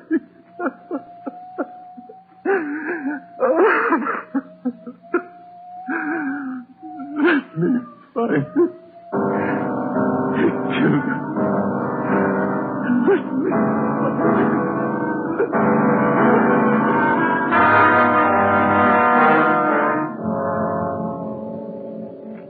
Before he went into a state of complete collapse, we showed Martin Sullivan a picture of Donald Alfred Kiefer. He definitely identified him. The information was immediately relayed back to Central Division, rebroadcast to the entire police radio system. A teletype was dispatched to sheriff's offices, and communications were sent to police stations throughout the country. The house-to-house search throughout the entire city intensifying. The dragnet in which we hoped to trap Donald Kiefer was drawing slowly inward. It was 12 midnight. Sullivan girl murder. Next street. Read all about it. Citizens join search for killer. Friday, did the papers get a list of the numbers on that ransom money? Yeah, got them in the final night edition. 2.5 pages of serial numbers. Gave it a big spread. Look at these pictures of Kiefer here, all over the front page. The more the better, Romero. I hope this town never forgets that face. Good reminder. You don't make deals with killers. Hi, fellas. Come on over. Find anything yet, Lee? Just checking over these towels here. Found them wrapped around the girl's body, inside the papers. Funny thing about those papers. What's that, Lee? They're all yesterday's. Every story about the girl's disappearance has been clipped out. Maybe the guy's making up a scrapbook. How about the towels, Jones? Any laundry marks? Not a one so far, Ed. Every one of them was clipped off. Pretty smart. The morgue post the body in? They're doing it now. Nasty one. Yeah. Did you get any footprints or tire marks out where they found the body? Lots of them, all cast. Bossy and Taylor are checking them now. One, think. What is it, Jones? I don't know. Under the seam here. This towel. Wait a minute. Joe, that pair of snippers there. Yeah. Here you are. Thanks. Just back under the seam. There. That's one tag he missed. Any markings, Lee? Yeah. Greenway Apartments, Los Angeles.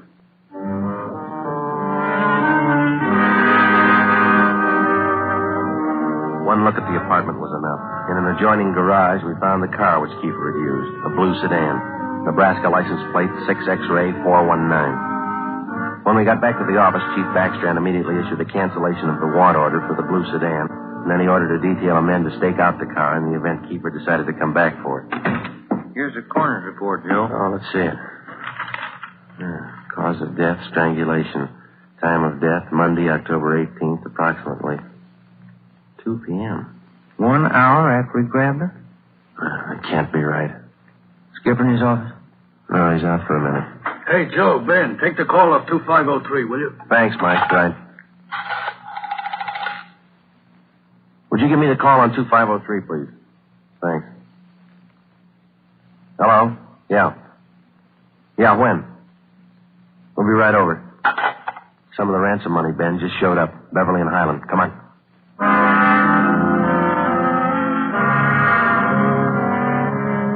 The man's name was Ralph Donahue. He operated the used car lot on the corner of Beverly and Highland. He told us that early that morning he sold a dark blue late model coupe to a man who gave his name as Fred Sims. The man paid for the car in cash. Donahue told us that he checked the serial numbers on the bills after the man had driven away. Serial numbers check out, Joe, every one of them. If I only thought to look, officer, and you know I generally do. I'm the suspicious kind anyway, but, this morning I must have been asleep. You got the full description on the car, Ben? Yeah, Joe. All right, let's get it on the air right away. I saw his mug in the paper while I was waiting for you. Too late. Sorry. Yeah, thanks.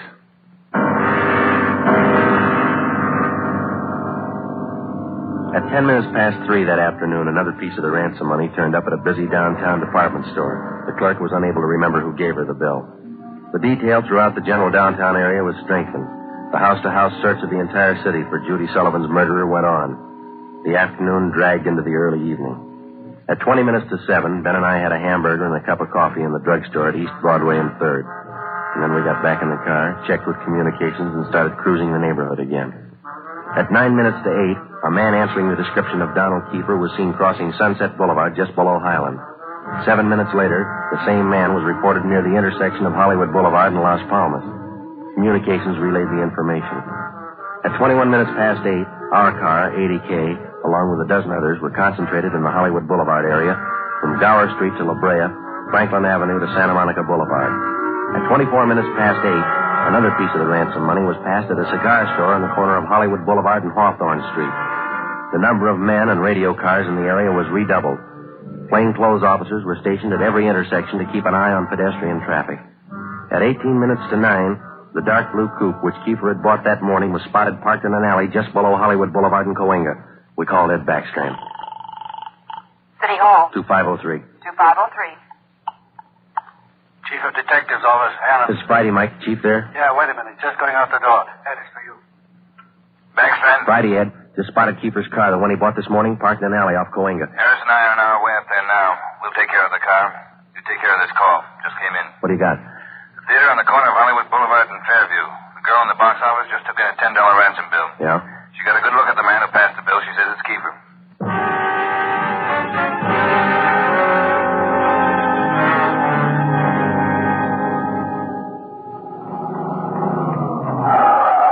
All right, Ben, come on.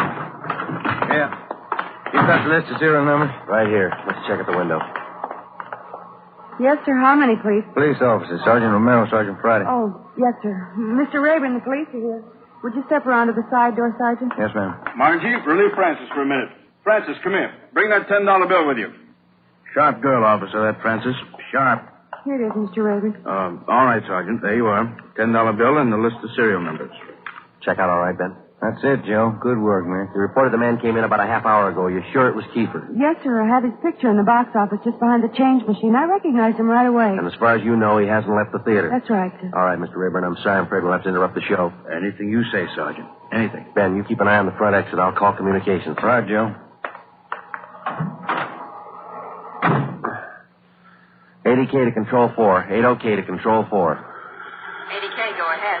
Control 4, clear all frequencies. The Sullivan murder suspect, Donald Kiefer, has been located in the theater on the southeast corner of Hollywood Boulevard and Fairview. Have all units surround the area. 80K, roger. Attention all units. Attention all units. Assist 80K at the theater on the southeast corner of Hollywood Boulevard and Fairview. The Sullivan murder suspect has been located in the theater. Go ahead, 80K. Control 4. Have all units converge in the general area, Hollywood Boulevard and Fairview. Unit 62R to block off the intersection at Hollywood Boulevard and North Cherokee. Stop all pedestrian and vehicular traffic. Unit 61A to block the intersection at Hollywood Boulevard and Hudson Street. Stop all pedestrian and vehicular traffic. Unit 71 and 72R to block the alley behind the theater. Unit 66 and 67R to assist at main entrance to the theater. Within a few minutes, the 1/2 mile area around the theater was completely blockaded. Every exit and entrance to the theater was covered. At 9:23, we met Harris and Ed Backstrand in the theater manager's office. Backstrand outlined our plan of operation. At 9:28, a detail of 14 men walked down the side aisles on the main floor of the theater and took up their posts on either side of the orchestra pit. The picture was stopped and every light in the theater was turned on. Ed Backstrand, Harris, Ben, and I went down the aisle and up onto the stage. Backstrand made the announcement. Ladies and gentlemen, we're sorry to interrupt the picture, but this is important. We're police officers. We've traced the murderer of Judy Sullivan to this theater. He is in this theater now. And we're going to search the theater row by row, and we'd like to ask your cooperation. There's no need to be panicky or afraid. Those who wish to leave now may do so. Leave by the main entrance. Each one of you will be checked as you go out the door. And for the benefit of the man we're looking for, don't try to escape. Every exit is covered and the entire area is blockaded. Don't place any more lives in jeopardy. Come on, Ben.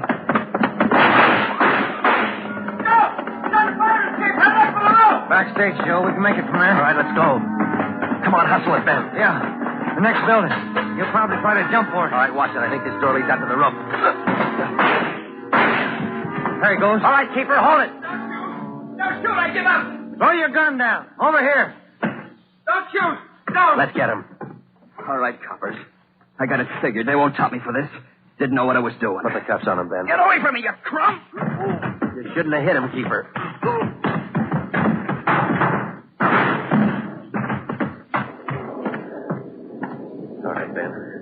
Try the cuffs now. Yeah. Come on, let's get him in out of the rain. What's the hurry? Why spoil a good rain?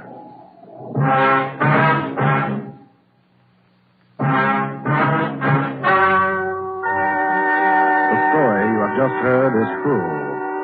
Only the names were changed to protect the innocent. Donald Alfred Kiefer was tried and convicted of murder in the first degree. He was executed in the lethal gas chamber at the state penitentiary.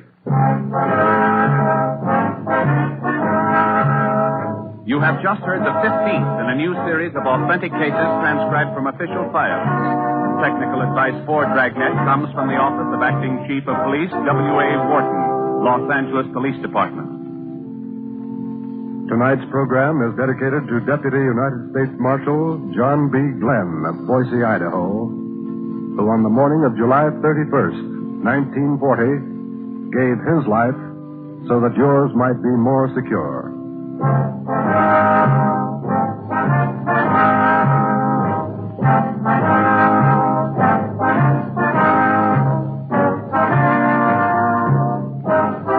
Dragnet came to you from Los Angeles. Theater Guild on the Air returns tomorrow night on NBC.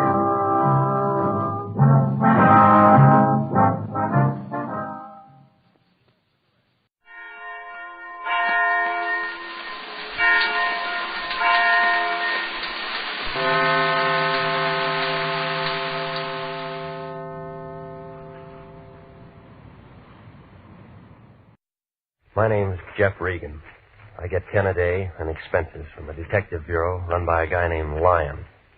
Anthony J. Lyon. They call me the Lion's Eye.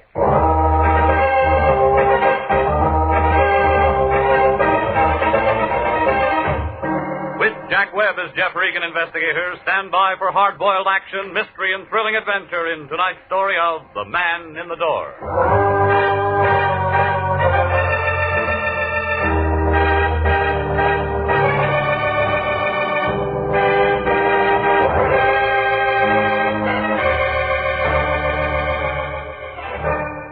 Well, this is the way it started. The Lion called about 4 o'clock that afternoon. Said he wanted to see me down at the office. I argued a while and finally told him I'd be there. Melody was sitting in front of her typewriter when I came in, putting a new coat of paint on her nails. She handed me a blank contract with no dates filled in, jerked a thumb toward the Lion's den. I went in. Regan, I'm glad you got here. What do you know about architects? They draw things. I know that much, but what about bids and all that stuff? Well, they figure out what a building's going to cost, don't they? Go on. If whoever's paying for the building likes what they write down, then they're hired. A couple of architects, maybe 3 or 4 make bids. Well, I suppose so. Low man gets the job. Why? Our client's an architect named Dudley Hayes, an office in the Park Central building. He thinks maybe the bank that's handling his bid might try to put something over on him. Banks don't do things like that. He thinks maybe a guy who works at the bank might be taking dough to shove his bid under the counter. Why didn't you say that in the first place? Because I'm saying it now. Haynes wants us to look into it. All right, who do I see? Haynes first. I only talked to him on the phone. I told him we'd have to have a contract and retainer before we did anything. That figures. So hop over there and find out what's what and make him sign that contract and get a check. Anything else?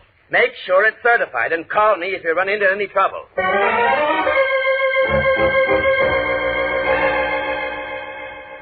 Dudley Haynes, architect, Park Central building, had an office on the 9th floor. When I went in, a girl with hair that figured to be blonde right down to the roots pulled off her glasses and put out her cigarette. Then she kind of eased out of her chair behind that desk, moved toward me, like a panther looking for a meal.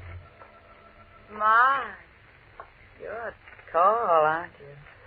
Well, there's nothing I can do about that. Mr. Lyon said he was sending us one of his best men. He always says that. I think he meant it this time. He's an awful liar, lady. Dorothy. Dorothy Nolan. Fits? The name or the dress? Both. What's yours? Jeff Regan. Oh. Well, now we know each other. That's nice. I came to see Haynes. He wants me to look into something for him. I know. He's expecting me. I know. Well? I hope you have to look into a lot of things. For Haynes? No. This is his office, isn't it? Mm-hmm. But he spends most of his time in 902 into the hall. Makes his blueprints up there. I'll take you. You are tall.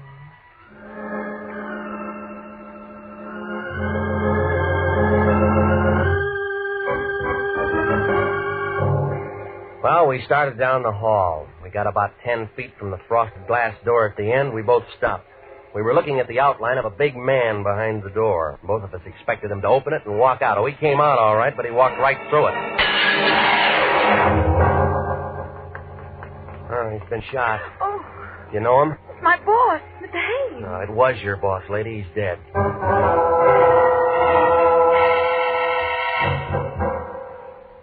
Lieutenant Salvatore Vendetti, Central Homicide Detail, showed up about 8 minutes after I called. He had his whole goon squad with him and a couple of guys in double-breasted suits from the district attorney's office. They roped off the entrance to the building, got hold of the elevator operators, the man who runs the cigar stand, and asked them questions. Then Vendetti looked at what was left of Haynes and started yelling into a phone. It's gonna but don't move until my fingerprint boys get through. Yeah. Okay, sis, where'd the guy live? At the Biltmore Hotel. Where's his wife? We didn't have one. What do we tell? We didn't have any family. So no one's going to cry. Well, that makes it easier. Regan, was he your client? No, nobody's a client until they sign a contract, Sally. But you would bring him a contract to sign, and then you would do something for him. What? Well, I didn't talk to him. Sis?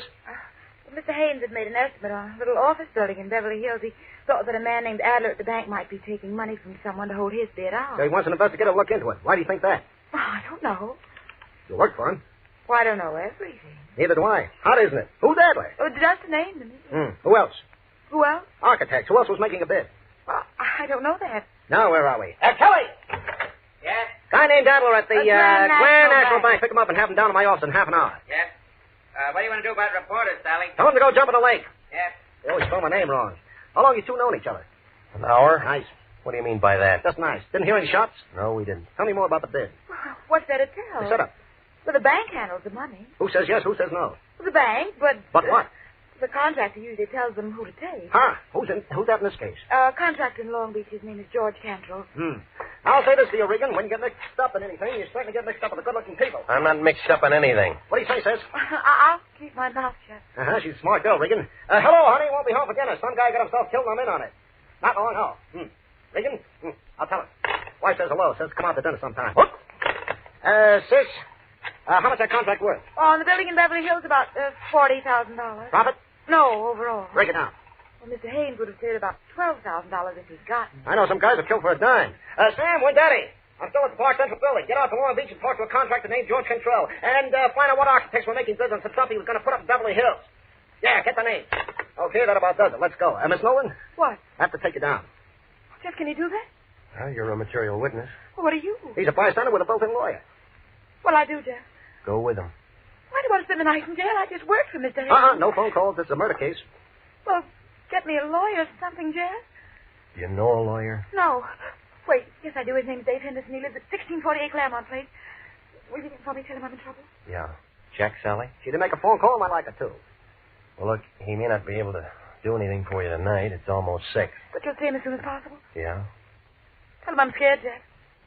Scared stiff.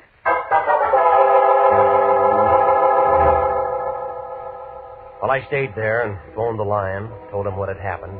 Well, he got mad and yelled something about me being a jinx on all our clients, and then he hung up. So I went through the classified telephone directory under attorneys and Henderson. There was a Ben, a George, a Joe, a William, but no Dave Henderson. So I drove out to the address that she'd given me. It was a blue apartment house 4 blocks west of Vermont over by the Coliseum. Somebody was cooking hamburgers somewhere, and somebody was all worked up over a ball game on the radio.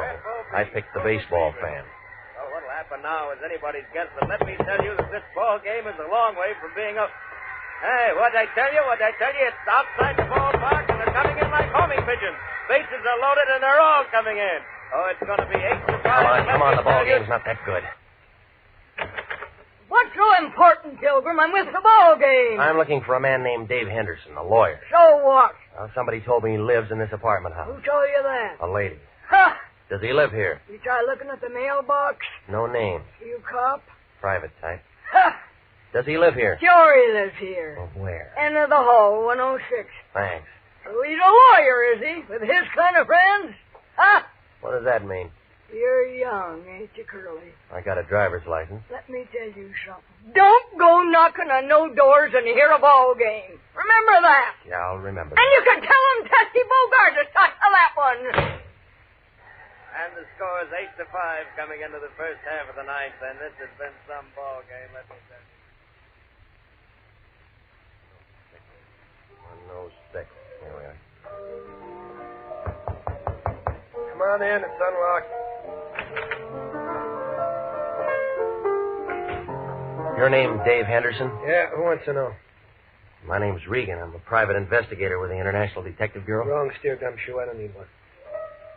Look, I'm not looking for work. I'm looking for you. What'd you say it was? Regan? That's right. R-E-G-A-N.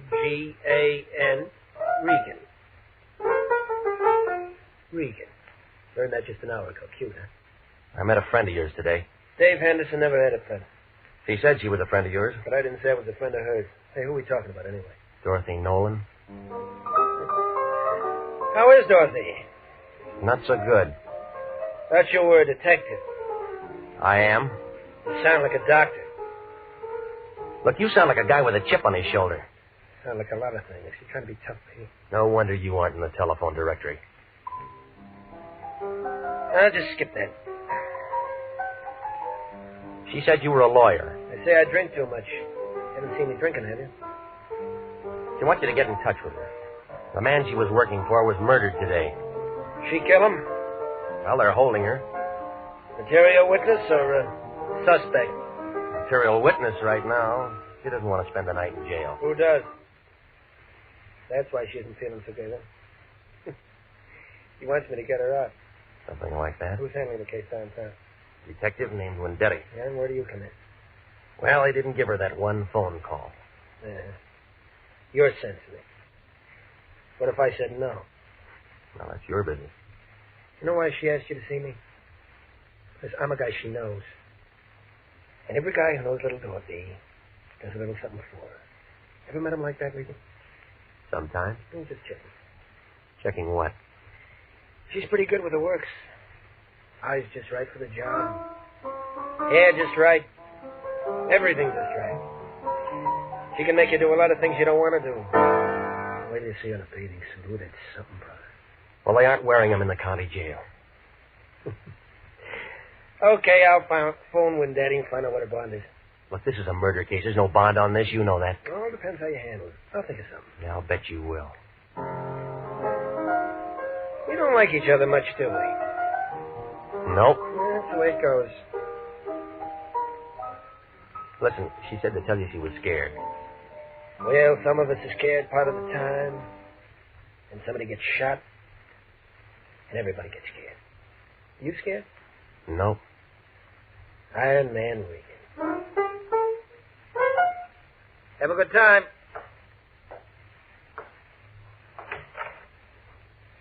Did I say Haynes was shot? No. You didn't say a thing. See you somewhere, Peter.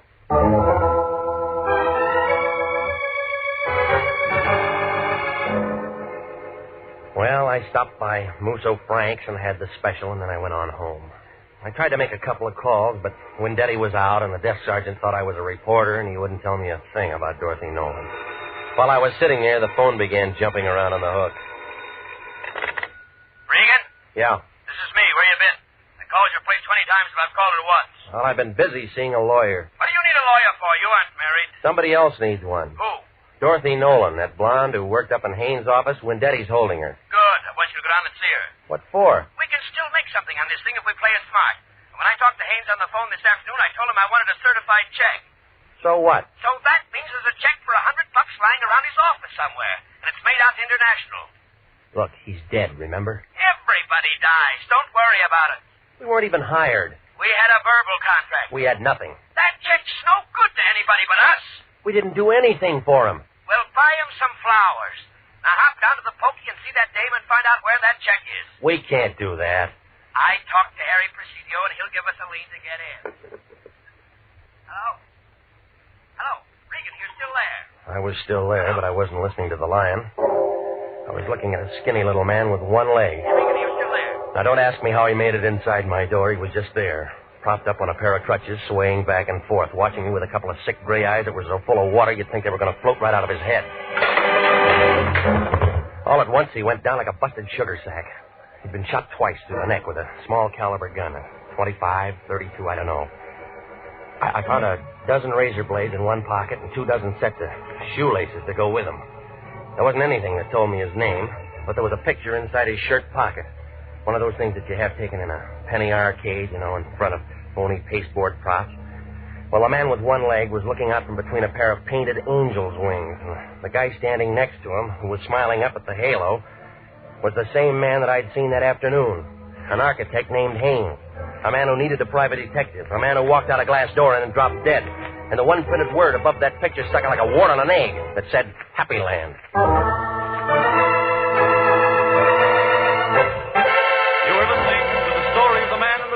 Tonight's adventure with Jeff Regan, Investigator.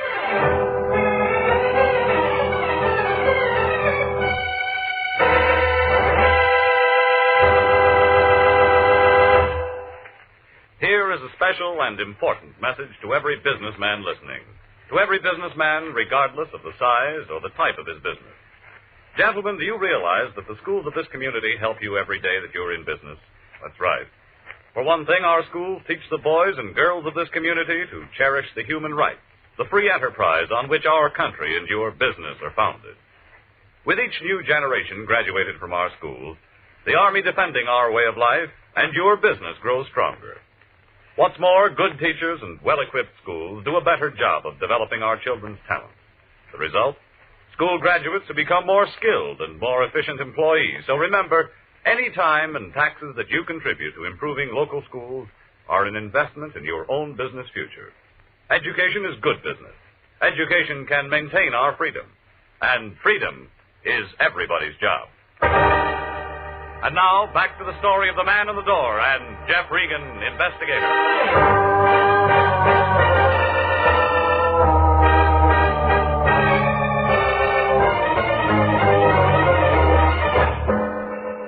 Well, I left the little man with the one leg lying there. There wasn't much I could do for him. I wanted to wait before I called homicide. I took the picture I found in his pocket and I drove to Happy Land. It turned out to be an open-air penny arcade on 5th and Main. Smelled like all the hot dogs in the world had been made right there. There were machines all over the place telling you how strong you were, how rich you'd be, and who you'd marry. All for a penny. I guess it wasn't much of a bargain. The only customer was a sailor trying his luck at the shooting gallery. Back in the corner, a tired-looking girl in light blue slacks and a dirty gray sweater was sitting on a stool by the hot dog counter staring at nothing. Want some pennies? Not right now, no. Oh, just looking? Go ahead. When you figure out where you're going to spend your money, come back and I'll give you some change. You got a picture gallery here? Oh. Don't tell me you're a real big spender and want to have your picture taken. Maybe. You got one? Yeah, we got one. Where is it? In there. If you really want to get your picture taken, I'll climb off this stool and take you back. I want to tell you now, if you're just trying to be sociable, you can go and fly kite. You run the picture concession? I run the picture place and the hot dog place, and I sweep out in the mornings. Oh, I wish I had better brains than to marry that slob and get myself stuck in a cheap dump like this. All right. Do you remember taking this picture? How would I know? I take a lot of pictures. Well, come on, look at it. All right. Yeah, I took it. That what sold you? When? How do you think I am? Can't remember what night it is every time a pair of drunks comes in and wants their pictures taken together. Well, try to remember, will you? You're a real wise guy, mister. You don't want no picture. You just want some talk. You're a cop. Friend. I met the little guy in the picture once.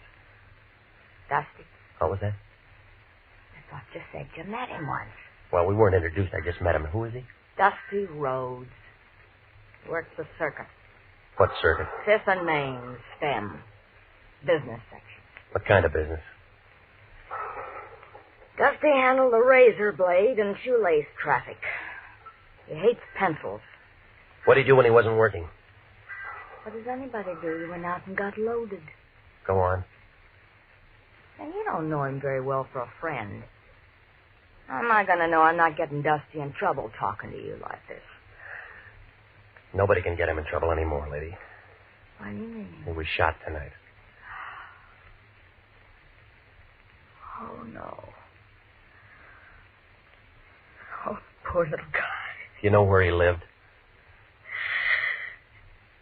Seashore Hotel.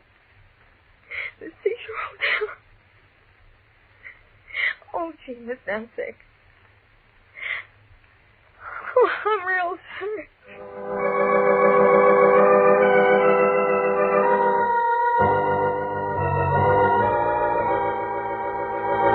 Brother, the seashore caters to many types of people. Good and bad, just out of the pokey. 2 bits a night for transients, $1.50 a week for solid citizens.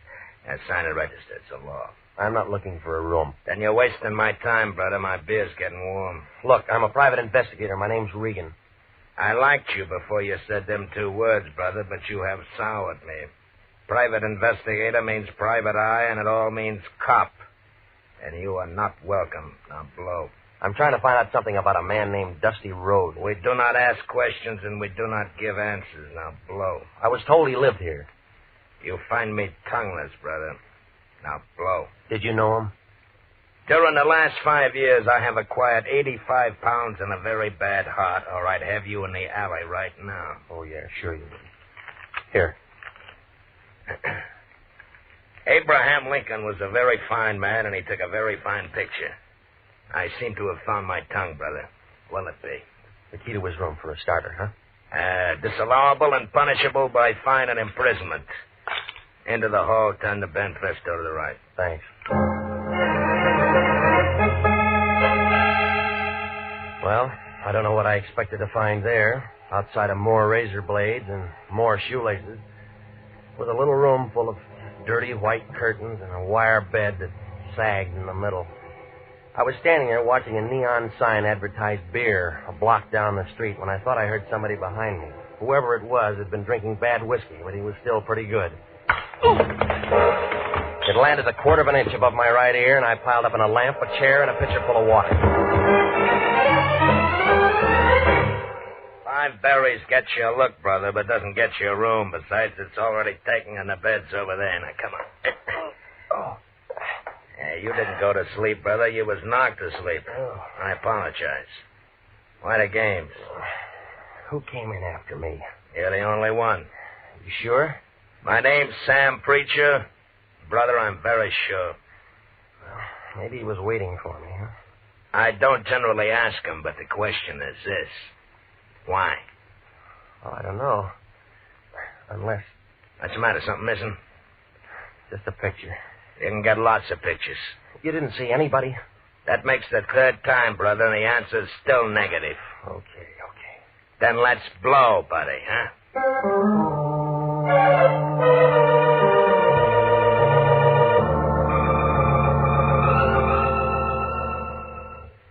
Coroner's office. Luke, this is Regan. The lion's eye. What's with you, baby? When Daddy tells me you walked into one today. Yeah, I did. You got him there? Haynes Dudley? Sure. Want to come down and take a look? He's toe-tagged and salted down real pretty. Yeah, I'll bet. Them 32 slugs was just incidental. The guy had 4 weeks in the outside. All right, give it to me. Haynes Dudley was dying from malnutrition, alcoholism, and a couple other things with long names. Give me one long name. Diabetes.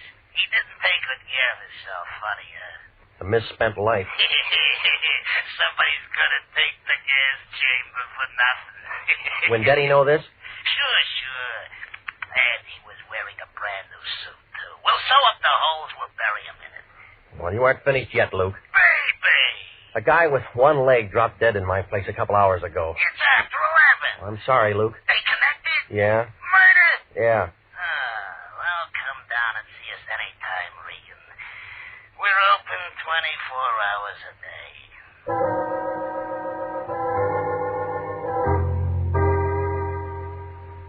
Fell at the homicide office. They told me she'd been released about 10 o'clock.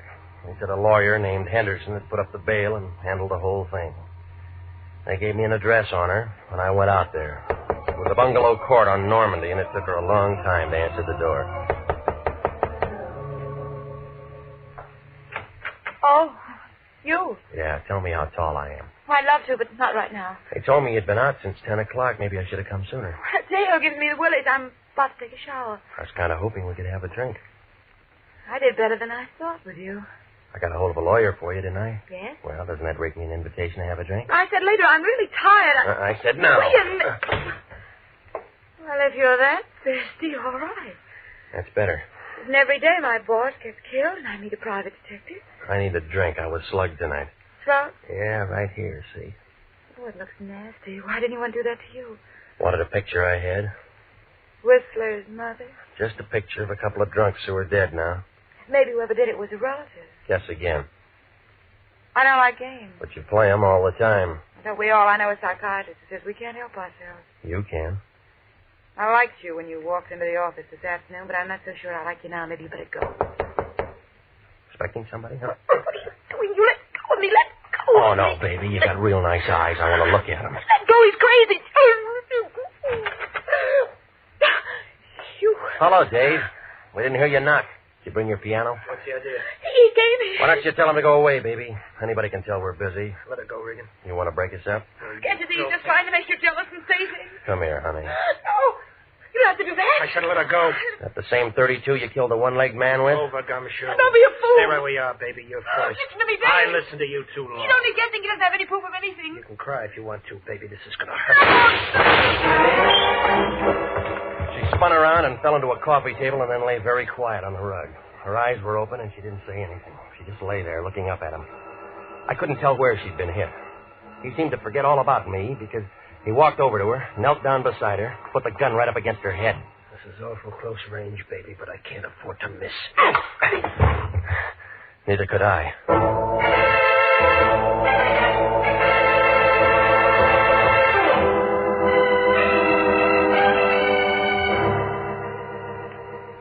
Well, when Daddy and I stuck our heads together, and it all came out when we looked into a couple of things.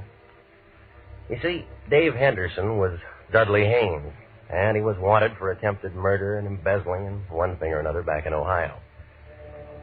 So he figured it'd be a good idea to bump himself off. Dorothy helped him with the idea. They both went down on Main Street, and they picked up an old bum, dressed him up in a new suit, and shot him. I was supposed to walk in with Dorothy, and she'd identify the body, and as far as anybody knew, Dudley Haynes would be dead. Dave didn't figure that she'd be taken down. She didn't figure that she'd get scared, and neither of them figured the man with one leg was a pal of the man that they'd shot. Well, it seems that they'd looked through a lot of files, and they'd figured that a lot of murders go unsolved. Maybe they do. I don't know. Well, anyway, he sat down on that little bench up there in San Quentin last week. The one with that bucket of acid in the room. Oh, he held his breath as long as he could, but everybody has to breathe. He's buried up there with a lot of other guys that figured they could get away with murder. Dorothy? She wasn't hurt too bad. They had her in a wheelchair for the trial. She got 15 years as an accomplice. Some kind of a deal. State's evidence and all that. I don't think I'll wait for her. She wasn't that good.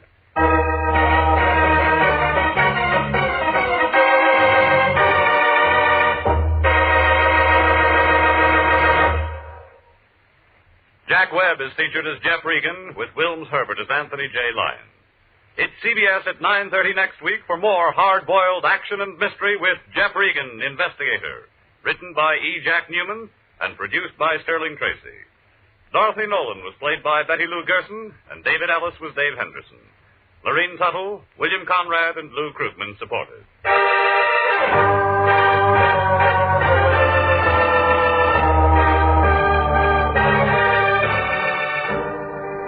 It's perfectly natural and wholesome for some men who want to leave great wealth behind. There's a druggist in a small town in Pennsylvania who'll do that. The wealth he'll leave behind will make many lives easier and happier and finer down through the years. For he was the principal donor of an outdoor meeting place for religious services in a Boy Scout camp in the Poconos. Working with his neighbors in community activities, he saw the need of this improvement, helped to install it. That's the kind of wealth that you can bequeath to generations coming on as you enjoy the freedom of working with your neighbors for the betterment of your community. Freedom that can be anybody's pleasure is everybody's job. Music for this program is arranged by Dick Arant. Next week at 9:30, Jeff Regan, Investigator, brings you another thrill-packed half hour with his story of the House by the Sea. Bob Stevenson speaking. This is CBS, the Columbia Broadcasting System.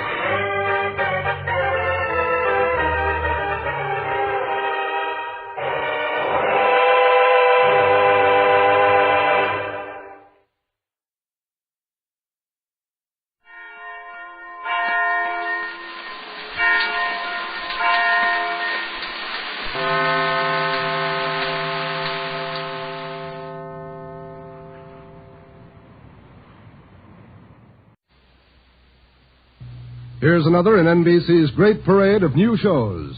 Ladies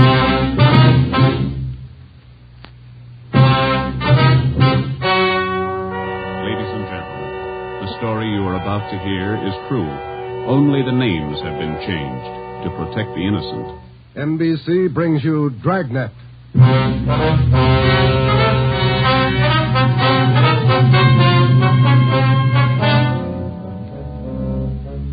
You're a detective sergeant. You're assigned to Homicide Bureau. A police officer has been shot, mortally wounded. One of the suspects has been apprehended. The other is still at large. Your job, find him. Dragnet, the documented drama of an actual crime, investigated and solved by the men who unrelentingly stand watch on the security of your home, your family, and your life. For the next 30 minutes, in cooperation with the Los Angeles Police Department, you will travel step by step on the side of the law through an actual case from official police files. From beginning to end, from crime to punishment, Dragnet is the story of your police force in action. It was Thursday, November 16th. It was foggy in Los Angeles. We were working a day watch out of homicide. My partner's Ben Romero. The boss is Ed Backstrand, chief of detectives. My name's Friday. It was 11:58 a.m. when we got to the Georgia Street Receiving Hospital, second floor, room 5. Treatment room. Oh, you made good time. How famous, Doc? Got him in the lungs, Ben, 3 times. He's going fast. His wife with him? Yeah, they're bringing him down now. Can we talk to him? Yeah, make it fast. Come on, Joe. Yeah, this way. Easy.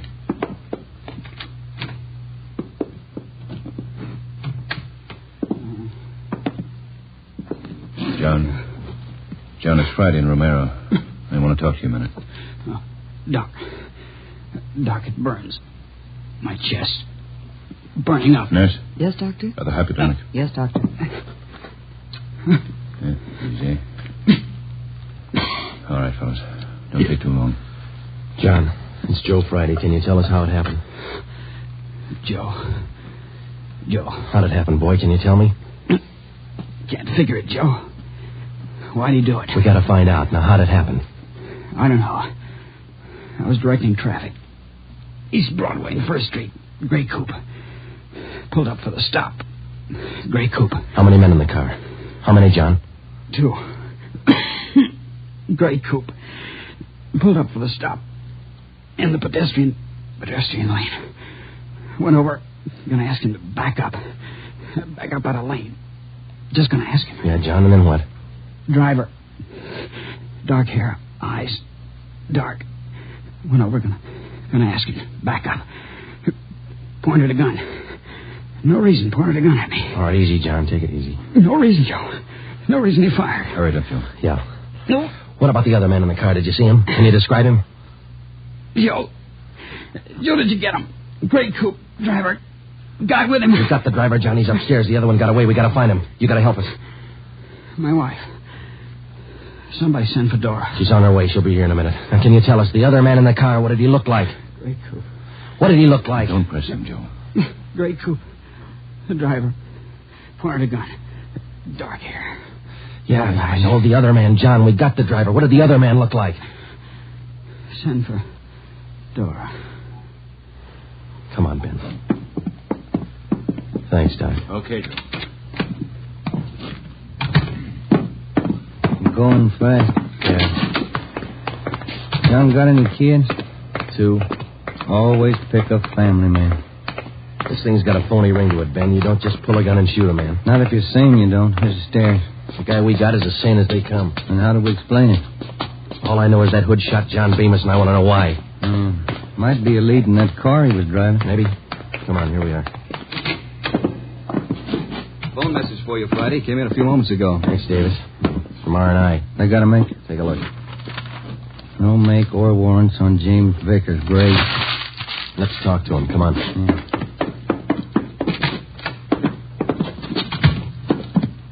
Minor wound, Joe. Bullet penetrated the fleshy part of his hand. Didn't touch the bone. Thought this guy had an arm wound, too. Just a neck, man. That officer you shot, Vickers, he's dying. Is he? He's a family guy. Got a wife, 2 kids. Has he? Why did you shoot him, Vickers? Ask him. We did. And you know the reason. Said there wasn't any reason. That's right. Look, we're going to make you on this, Vickers. You know that, don't you? I don't know anything. Why'd you shoot him? Shut up. Why'd you shoot him? Joe. Yeah. Davis? Yeah? Stay with him. Fine. Doc, get us an MT slip on this guy, will you? We'll be back in a minute. Come on, man. All right, Joe. I'll have it ready. Too big punk. Easy, Joe. Oh, easy nothing. I've seen too many good cops like Bemis cut down by punks like that Vickers. Getting mad won't help. Come on, down the stairs. Like to see Bemis? Why? Just for the record. I want to see if the doc thinks it's okay for us to bring Vickers down. I'd like to have Bemis definitely identify him as the guy who shot him. We've got 3 good witnesses. An identification for Bemis will clinch it. I want to see Vickers get everything he's earned when he goes to court. Here we are. Yeah.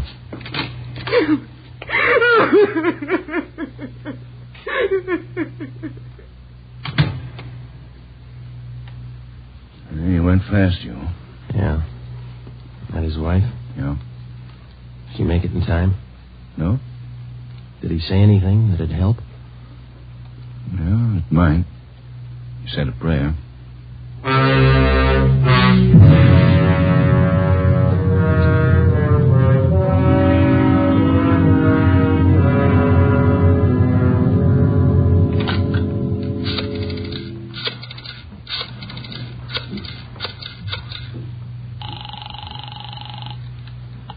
City Hall. 2625. 2625.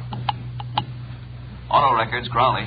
Joe Friday, Vince. What about a make on that car used in the Bemis shooting this morning? Yeah, Joe, been trying to get a hold of you. Where are you now? Georgia Street, 2nd floor. What about the make? Car was reported stolen yesterday afternoon. Registered to Harold Simpers, 716 Everett Street. Report said the car was taken from a parking lot at Grand and Wabash. Okay, Vince, thanks. What about the guns they found in the car?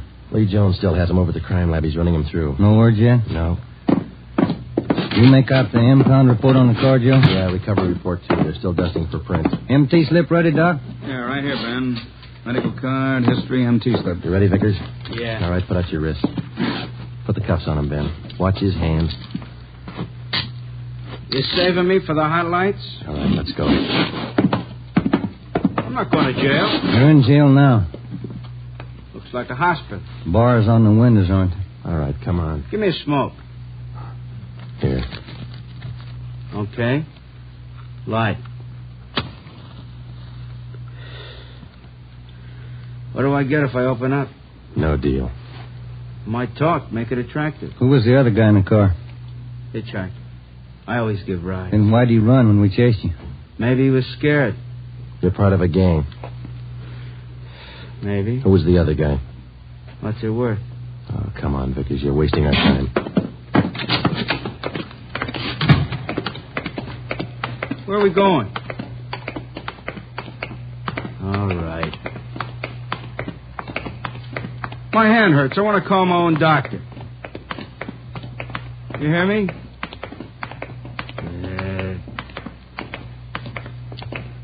That cop pulled his gun first. I can prove it. Yeah, down the stairs. Easy, huh? Where are we going? I said, where are we going? All right, what's it worth if I talk? I can tell you all about it. Let's make a deal. You'll tell us anyhow. Think so? All right, you out the door. Wait a minute, huh? Cigarettes out. All right, Ben, light it. Yeah. Nice of you guys. Thanks. Vickers, stop! He's crossing the street. Fire over his head. Watch the crowd. Vickers! Joe, he's running for that car. All right, let's hold it, Vickers. All right, stop it, Ben. He's stopped. Come on, Joe. All right, come on, get back. Just let us through here. Let us through. Shall I call the doctor, Joe? No, he wouldn't be interested. The guy's dead. James Vickers, murder suspect, address unknown, died almost instantly at 1:13 p.m., November 16th, while attempting to escape. His body was taken to the county morgue where it was posted. All the personal effects found on the body were listed by the coroner, and a receipt for them given to our office. At 8:35 the next morning, Ben and I met with Chief Detective Ed Backstrand. Those 4 guns they found in the car Vickers was driving. They're all U.S. Army property. Where were they stolen from, Skipper? I don't know. Each one of the guns is stamped U.S. Army, that's all. Well, that makes it easy. The coroner find anything on the body? Nothing to tell us why Vickers decided to kill a traffic cop. What did Bemis say before he died? He was on traffic duty yesterday morning down at East Broadway and First. At 10:35, a gray coupe pulled up for a stop sign. Vickers was driving. Bemis started over to tell him to back up out of the pedestrian zone. Vickers pulled a gun and shot him. How'd they catch Vickers? Chased him 3 miles before he piled into a lumber truck. The guy with him got away. Fine. Checked R&I. No make or warrants on Vickers. Kickback's not in on his fingerprint. All right. What's your guess, Fatty? I don't have one, Ed. Vickers could have been hopped up. Doc Stanley over at Georgia Street said no. He checked him. Wait a minute. Backstrand. Yeah, hold on. For you, Friday. Okay, thanks. Friday talking. Yeah. Yeah, good. Be right over, Lee. We're in business, Ed. Crime Lab just found Vickers' address.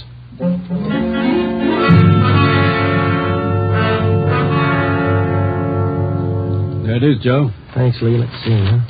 Silver Dollar Hotel. Received a Mr. James Vickers, $6.50, room 345. Where'd you find it, Lee? Under the front seat, in with the tools. Anything else? Not a thing. How about prints? 2. Kind of smudged. Hope we can run a make with them. No prints on those 4 guns, Lee? Smeared. Not enough to classify. Yeah, this is it, Ben. That's all we got. Come on, let's see if we can make it pay off. We located the Silver Dollar Hotel on East Grand between 16th Street and Pico. It was an old-type frame building with a brightly colored neon sign jutting out over the sidewalk just above the dark entrance. The manager's name was Luther Gage. We showed him a picture of James Vickers. He definitely identified him as one of his former tenants. He told us that Vickers had stayed at the hotel 1 week in room 345 and that he had checked out 2 days ago. Was Vickers staying here alone, Mr. Gay? Yes, alone. Quiet man. Did he have any visitors? Maybe. Wouldn't know. Paid his bills. Spent most of his time away from the hotel. Good tenant. Did Vickers have any friends here in the hotel? Maybe. Fell in the room next to Mr. Vickers. He still lives here. 2 of them used to be kind of thick. Can we look at that room Vickers stayed in, Mr. Gage? Let's see. Yes, it's still vacant. All right, this way. This man Vickers was friendly with. What's his name, Gage? Knight. Raymond Knight. Room 343. Is he in his room now? No. Went out about 8 this morning. Here's the elevator. How well would you say Knight and Vickers knew each other? Couldn't say. Good tenants, both of them. Pay their bills. Did they go out together? Seem to know each other well? Wouldn't know. I don't pry. Look, this case involves murder, Mr. Gage. We told you that. We'd appreciate your cooperation. Cooperation don't pay the rent, Sergeant. 3rd floor. This way. Here, 345. Open it up.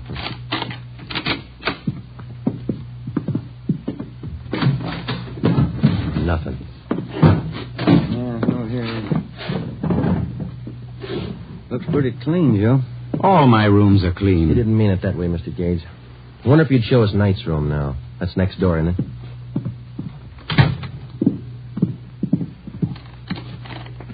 I don't know about this. Poking into other people's rooms. Not regular. Neither's murder. Come on, let's go. Does Mr. Knight have this room to himself? Sure ask questions, don't you?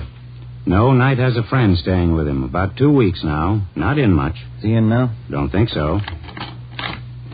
Oh, Ben, watch it! Drop that, you! Bad shot, Mr. Gates. Look out!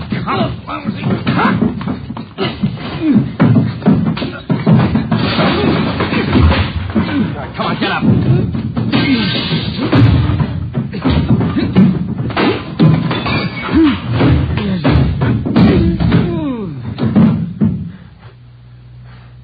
Ben? He's out cold. Look what you've done to the room. I thought you said Knight wasn't in. He isn't. This is his friend. Great friends. 45 automatic in his hand. 38 snub nose in the bureau. Another 45. Look in his bag. I don't pry. He pays his bills. Good tenant. Yeah. Can I get outside on this phone? Yes. All outside calls are 10 cents. Yeah. Here. Have to keep the books straight. Sure you do. Who's going to pay for the damage? Ask Mr. Knight's friend here. Well, say... Why worry? He pays his bills. Good tenant. I called Ed Backstrand, and he sent out a special detail to stake out the hotel and bring in Raymond Knight if and when he returned. Ben and I drove to the Georgia Street Receiving Hospital, where Doc Stanley patched up the cut on Ben's scalp and treated Raymond Knight's friend for simple cuts and bruises. From papers found in his wallet and in the hotel room, he was identified as Frank Gannon, 9896 Wasatch Street, Kansas City, Missouri. When we got to headquarters, we had Gannon taken to the interrogation room where we questioned him briefly. He told us that he was a self-employed watch salesman, and that he was in the city on a business trip. He admitted friendship with Knight, but not with Vickers. We booked him at the county jail for assault with intent to commit murder. The 3 guns found in the hotel room were turned over to the crime lab. We reported back to the office. Joe, my head's pounding like mad. That Gannon's a mean. Yeah, it's a nasty crack. I got some aspirin in my desk. Might help. Yeah. Hi, boys. Rough day? I don't get much rougher, Eddie. Message for you on the desk. Oh, I'm going to eat. Starving. Right, Tracy. What is it, Joe? Jones got a make on those prints he lifted off the car. Let's see. Yeah, something else in there on James Vickers. Wanted 10-14-43, desertion, U.S. Army. That could account for those stolen Army guns. Yeah. What about the make on those prints Lee found? Let's take a look. Vance Taylor. Good solid record. 4 burglaries. 2 armed robberies. 2 assaults. Wait a minute. Here's the mama sheet. Mm-hmm. All right. Born so-and-so, age 36. Height. Alias John Fields, Harold Grant, Tom Bissell, Joe... Hey. Yeah, alias Raymond Knight. The other man who rode in the car with James Vickers the morning he shot down Traffic Officer Bemis finally had been identified. Vance Taylor, alias Raymond Knight. Well, that still didn't explain the unprovoked murder. It didn't explain the 4 guns found in the car or the 3 guns found in the hotel room. An assortment of arms like that could mean something big, but we didn't know what. Gannon's sudden willingness to shoot it out in the hotel room meant something, too, but we didn't know what. We had Gannon brought back to the interrogation room. Hi, Gannon. Have a seat. Everything all right? I'll bet you're worried. No, we're not worried, Gannon. You ought to be. Don't make me laugh. You're tied in with Raymond Knight. That's enough for us. You send me up for it. We're going to try. Big talk. How long did you know Vickers? I didn't. Funny. His prints are all over one of those guns we found in your room. I'm not worrying. Then you better start, Gannon. Vickers and Knight killed a man. If you run with him, your hands are dirty, too. I room with Knight, that's all. Knight didn't come back to the hotel. Where is he? We're not that close. You share your guns and your friends. That's close enough for us. I don't know Vickers. You mean you didn't know him? I said I don't know him. We got Vickers, Gannon. He's dead. Good story. Okay. Come on, Gannon. Let's get on the board.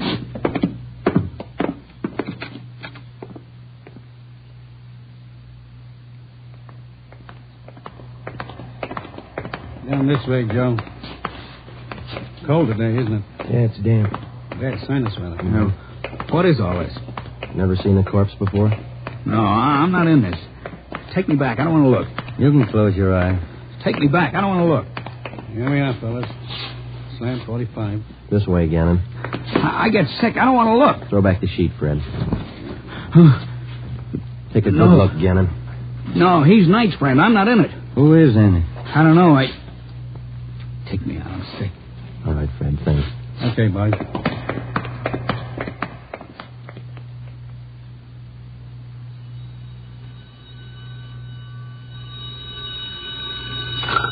Interrogation room Friday. Joe on stakeout at the Silver Dollar Hotel. No sign of Raymond Knight. Keep you posted. Okay, Dave, thanks. How long does this go on? I can call a lawyer, you know. And you better call one right away, Gannon. They just picked up Knight at the hotel. He's incriminated you. You're a liar. Sure. Like we were about Vickers. We'll prove it to you, Gannon. The officers are on their way in now. They're going to put Knight in the next room. You can listen to him. Look, I came here to sell watches. I ain't in this. Gannon, you and Vickers and Knight were planning a job, a big one. We know that. If you want to wait till you get on the witness stand to tell your story, it's all right with us. Well, didn't take too long to break this one. Smoke, Joe? Yeah. Thanks. Yeah? Smoke? What are you going to do? Nothing. Just kill a little time. They bring in Knight. You haven't got Knight. I haven't unwrapped him yet, Joe. You want to check me out? Okay, open him up. Give him a good shuffle, huh? You're going to have some time on your hands, Gannon. Want to learn a new card game? No. Suit yourself. It's a good game for two. Better with three. Sure, a lot of cards. Yeah. You got 2 decks there. Well, first off, this game is quite a bit like gin rummy. Yeah? There are 8 of every suit. 4 jokers. Jokers count 50 points. Mm-hmm. Red 3s count 100 points each. If you get a black 3, you can freeze the deck. Oh, I see. I shouldn't say deck. In this game, they call it the pack. The pack? What's a pack? Well, that's the discard pile, same as in gin. You get a red 3, you can freeze it. No, it's a black 3. Well, what happens when you freeze it? Nobody can pick it up. Oh, I see. All right. Let's deal out a dummy hand here. Fine game, Gannon. Sure you won't change your mind? You don't want to play, Joe. All right, now in two-handed, you deal out 15 cards, see? How many can play? As many as 6, I think. I've only played up to 4. You play partners with 4? Yeah, that's right. Okay, count your cards. I think that's 15. 13, 14, 15. Right, now what do I do? Well, I guess you better lay your hand open. That'll be the easiest way to show you. Okay. I'll spread them all out over there. Well, you don't have a great hand there. You got a couple of black 3s. You can use those. Yeah, that's fine. They count 100 apiece. No. Those are red 3s. Black 3s don't count anything. Oh, red 3. That's right. Do you remember what black 3s are for? You can use them to freeze the pile. Pack. That's right. The pack. Well, you know what I mean. All right, now, look. You see, I got a joker here. Jokers are wild. Do you remember how much they count? They're wild. 100 points. No, red 3s are worth 100. Jokers count 50. You don't explain it very good. I don't understand. Well, how simple can it be? Gannon's not even playing. You get it, don't you, Gannon? Okay, red 3s count 100. Jokers count 50. Black 3s, you can freeze the pack. Yeah, good. Now hold on to that, will you? Now, black 3s freeze the pack, but that's not the only card that can do it. No? No. Deuces can do the same thing. But you see, the only difference is if you use a deuce, which is also wild, you have to have a natural pair in order to pick up the pack. Now, with a black 3, it's only good until... I knew it wouldn't work. It was sour right from the start. Vickers killed the cop. Ben, I'm not in it. stenographer. I'm Right, copping Joe. out. I'm taking no raps. Johnny, the stenographer? Right, Ben. All right, Gannon. Too late. You haven't got time. 20 after 1, they're going to do it. Do what? Payroll. Brazier Company. Messenger leaves at 1:20. He's got the payroll. 30 grand. They're going to get him. Where does the messenger leave? 1:20. You're too late. I'm not in it. Where does he leave? 1:20 leaves the bank, I think. No, maybe the company. Where's the company? 3rd and Spring. They're going to get him. Where's the bank the messenger goes to? Up the block, 2nd National, 3rd and Hill. Where are they going to get the messenger? By the alley, Clay Street. I'm not in it. Ben, check it. Get out of communications. Have him put out a call to block up the area. Give him the details. Right. Johnny. Yeah, Joe. Stay with this guy. Okay. Davis. Let's go. Brazier Manufacturing. Olympia.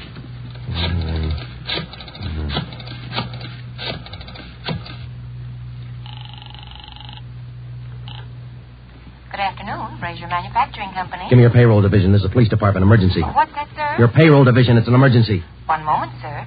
Come on, hurry up.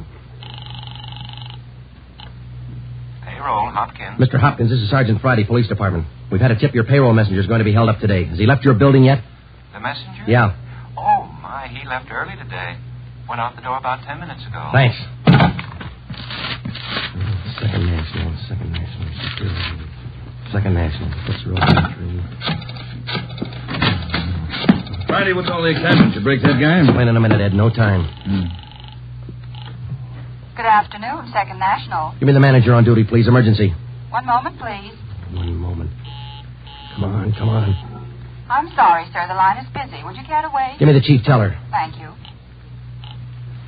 Chief Teller, Waters. This is Sergeant Friday, Police Department. Emergency call. Has the payroll messenger from the Brazier Company left the bank yet? Well, I wouldn't know, Sergeant. Just a moment. I'll have your call switched. Yeah. Operator. Beatrice, would you give this call to Miss Chalmers? It's important. Thank you, Mr. Waters. Miss Chalmers, good afternoon. Miss Chalmers. What's the matter, Friday? You sick? Yeah, I'm sick. Miss Chalmers, good afternoon. Miss Chalmers, this is Sergeant Friday, Police Department. Has the payroll messenger from the Brazier Company left the bank yet? From Brazier's? Why, yes, not more than 2 or 3 minutes ago. And he had the payroll with him? Of course. Thanks. Got a tip on a payroll sticker, baby. Coming? Yeah, let's go. Ben, down this way. Coming. Let's hustle it. Down the stairs. Communications get the story? Got it on the air now. Where's this Brazier Company? 3rd and Spring, about 5 blocks from here. Come on. Here's the garage.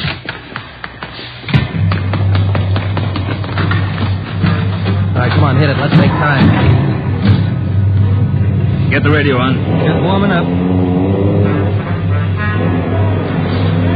All units. Attention all units. On 3rd Street, corner of Clay Alley, 211. A bank messenger. Suspects are headed west on Clay Alley.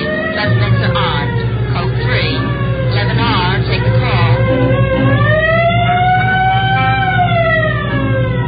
Cars are closing in fast. 4th Street up ahead, Ben. Might meet him at this end of Clay Alley. Hold on. No, looks pretty quiet at this end. Not much you can do without... Hey, look. Coming out of the alley now. Guy with the police. Brown coat. Guy with him. Pull up, Ben. Now, let's go. All right, you two, hold it. They're running for it. Come on. Ben, watch this back. Let's go. Come on, they're losing it. I see him up ahead. They're turning onto Hill Street. Romero, come on. Will you, Skipper? You see him, Joe? Heading for the subway terminal. Yeah, they're going into the crowd. Don't lose them. All right, I'll take the ramp to the left. Ben, go with him. I'll take the one to the right. You see him, Joe? No, I lost. Now, wait a minute. There they are, over the turnstile. Come on. Joe, they're off the platform. They're crossing the track. Ed's got one of them. Come on, over the turnstile. Come on, Ben. Joe, the other guy. Heading down into the tunnel. He's crazy. Come on, after him. Hug the side. He's trapped, Ben. There's a train coming through. You, come back. You're trapped. Ben, get out. Hug the side. Get into it, Joe.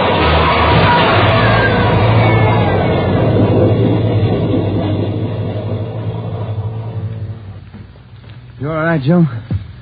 Yeah. Are you? Mm-hmm. You want to check? No, I don't think it's any use. Yeah. Well, let's go.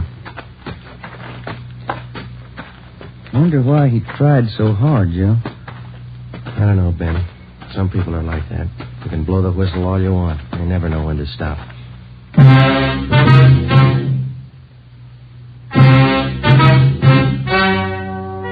The story you have just heard is true. Only the names were changed to protect the innocent. Frank Gannon, the only surviving member of the hold-up gang, was tried and convicted of the crime of assault with intent to commit murder. He is now serving out his sentence at the state penitentiary.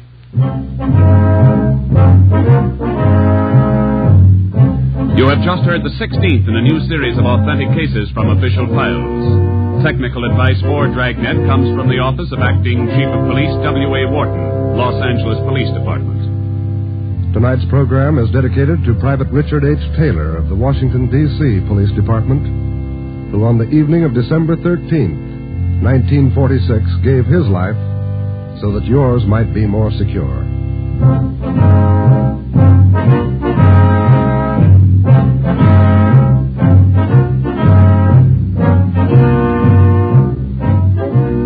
Dragnet came to you from Los Angeles.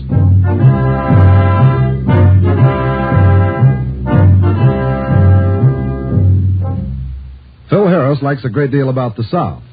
We like a great deal about Phil Harris. For instance, we like his beautiful blonde wife, Alice Faye. In fact, we like the Phil Harris-Alice Faye show, and it just happens that it returns to the NBC air tomorrow. Why don't you take our advice and listen to one of the funniest shows around anywhere? That's the Phil Harris Alice Faye Show tomorrow on most of these same NBC stations.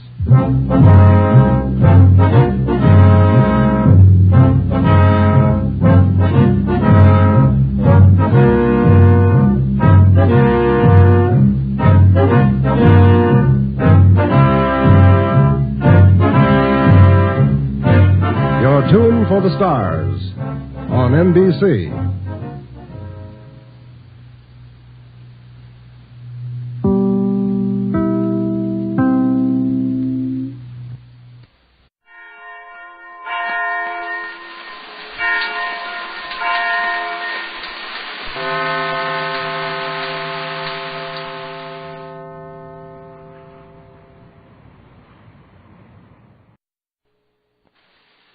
This one's about Pete Kelly.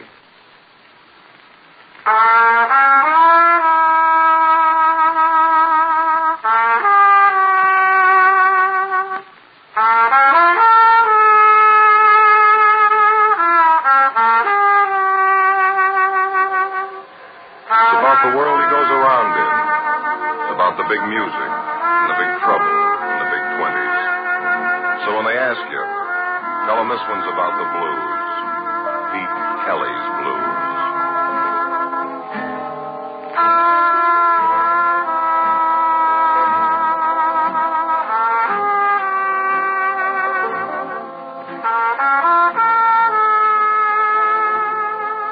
Pete Kelly's Blues, starring Jack Webb, with story by Joe Eisinger and music by Dick Kepner.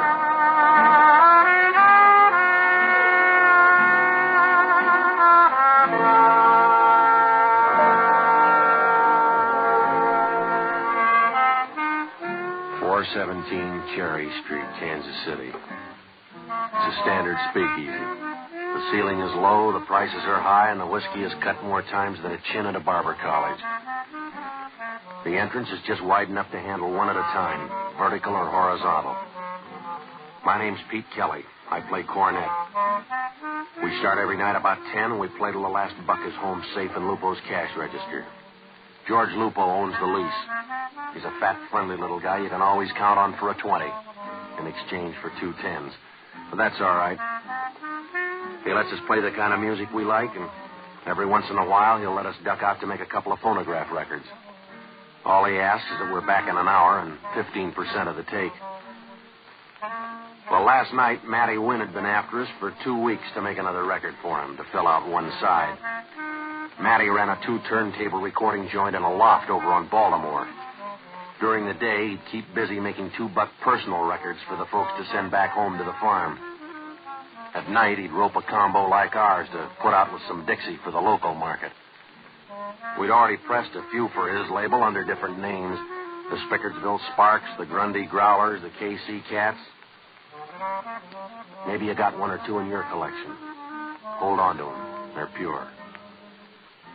Well, it was getting on to 11 when I pushed the tempo on the last number in the second set.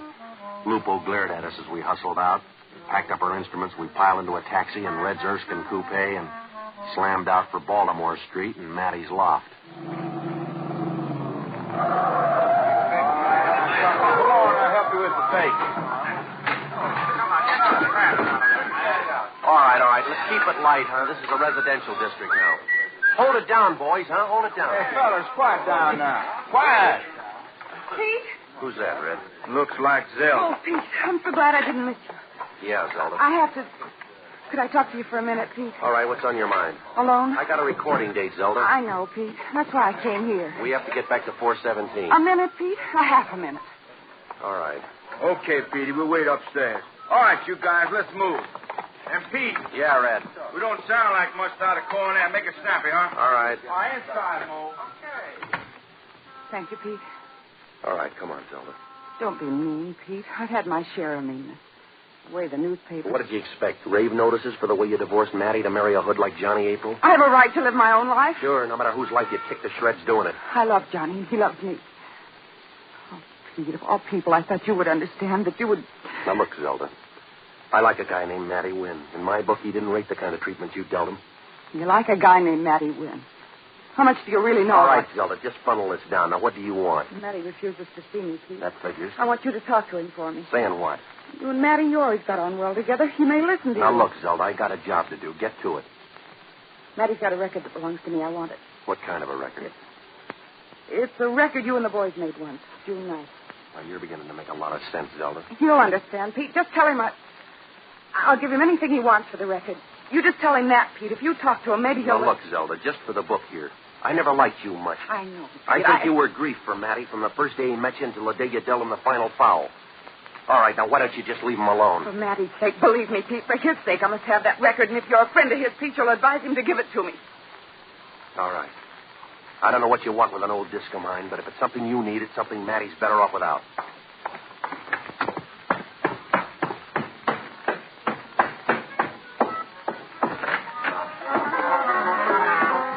Matty? Well, Pete, I've begun to think you deserted us for the Mound City Blue Blowers. I just left Zelda. Of course, the wisest thing any man could do. She's waiting for me downstairs. Why is it, Pete, that we always assume the vulture to be male? She seemed more like a frightened rabbit. Zelda, rabbit? Mink, yes, but never rabbit. All right, Matty, I'll tell you about it after the session, huh?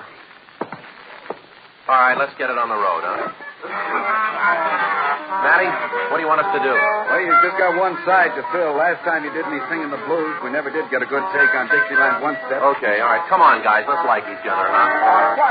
Quiet down. All right, let's do Dixieland One Step. How you want a routine, Pete? Well, let's see. Like this. Everybody going in. Nick, plug those brakes solid. Matlock, you take the first little break on clarinet. Yeah. Now, Mo, you take the second and really blow it out, huh? Give me a... And everybody in on the first chorus, huh? Yeah, that's right. And I'll take it for 16. Matlock, you take 16, everybody out. Good and bright, huh? Yeah, okay. All right. Ready, Matty? Just a second. Okay, take it on the count, huh? All right, now, here we go. 4, 3, 2, 1.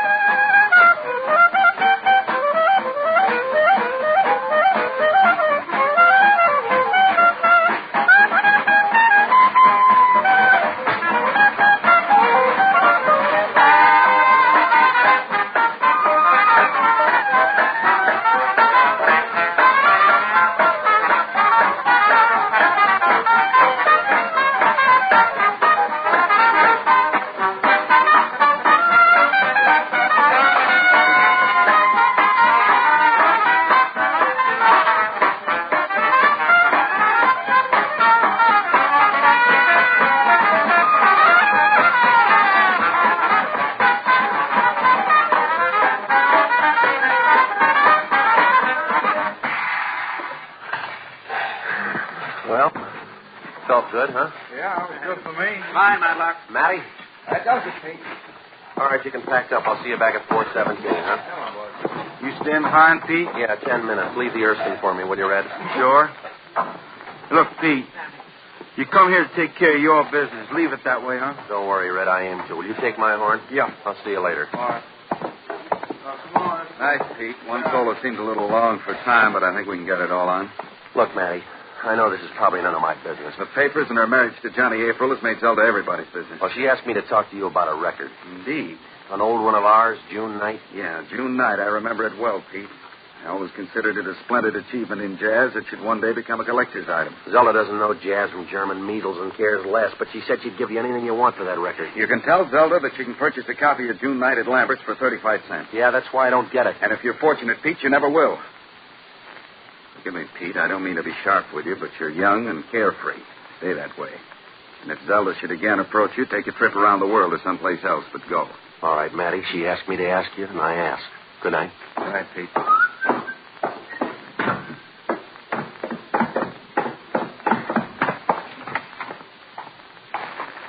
Hey, you Pete Kelly? Who wants to know? Hear that, Perry? He wants to know who wants to know. All right, I'll tell you. I want to know. Feel better? Sure, I'm Pete Kelly, but I got a right... And I got a left. Let's ride. Thanks, but I got my own car here. Right now, ours is safer for you. It's bulletproof.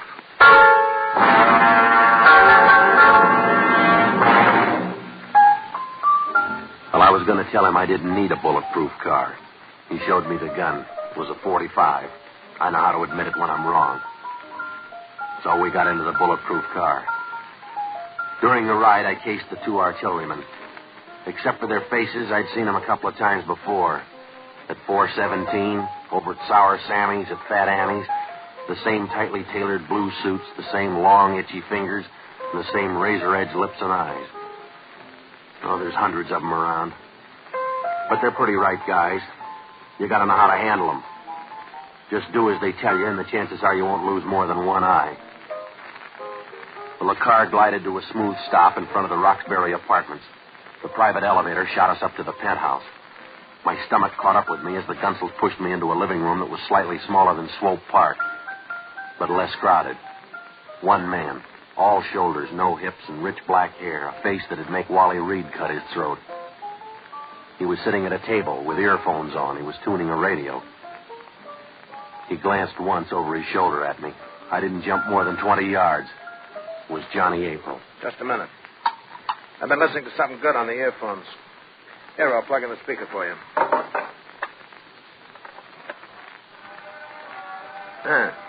You hear that music? Yeah. Nice reception, huh? Yeah. Just got it.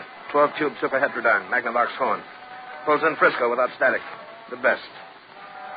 Drink? No, thanks. You sure? I'm sure. Canadian import, the best. Sure you want number one? Yeah, sure. Well, luck. Luck? Yeah, it's good stuff. Got a jolt, the best. You know who I am? Yeah. You sure? Sure. What's my name? April. Johnny April. That's right. You know my wife? Your wife? My wife. Yeah? You sure? Yeah, Mrs. April. Don't you know her better than that? Than what? Than Mrs. April? Well? Huh? Well, sure. I know her. I knew her when she... Well, before she... When she was married to Matty Wynn? Yeah. But you didn't call her Mrs. Wynn, did you? Well, I know. What did you call her? By her name? Which is? Zelda. Zelda, that's right. That's all I wanted to fix. Now we both know what we're talking about, Zelda. You understand now? Yeah? That's why I invited you here, to talk about Zelda. And why you're bothering her. Oh, you lost me, Mr. April. Not a bad suggestion, but first I want you to tell me what you and Wynn are clubbing Zelda with. You're asking me to play without a cue sheet, Mr. April. I don't even know the tune. Tonight you stopped Zelda on Baltimore Street. You talked to her on a corner. You were seen. She was pleading with you. Now, look, Mr. April, you're spinning it backwards. She stopped me, asked me to speak to Wynn. About what? Well, about a record she said belongs to her. What record?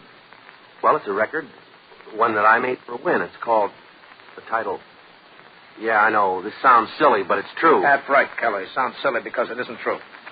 What do you want with Zelda? All right, April. You take it any way you like. All I want from Zelda is distance between us. Now, I got a date to play. Jake, teach him. What are you and Wynn cooking? Nothing. What do you want from Zelda? Nothing, I tell you. Johnny, what are you doing? This the crumb who stopped you tonight? Yeah, he's the one. How much did Wynn pay April to take Angel off his hands? What did he want? Money. Yeah, he said he and Wynn would make trouble for me. For you. What kind of trouble? My divorce. About my divorce. Open it up again unless I paid them. All right. Now listen to me, Tin Horn. You got luck. You got lots of luck. You should light a candle to your luck. Next time you fill a ditch. This time I only warn you. And these are the warnings on the way. Tomorrow morning, 9 o'clock, you go to Union Station. You buy a ticket, east, west, north, or south. You go. You go till the train runs out of the rails. No more room for you in Kansas City. Only in that ditch, you hear me? I hear you.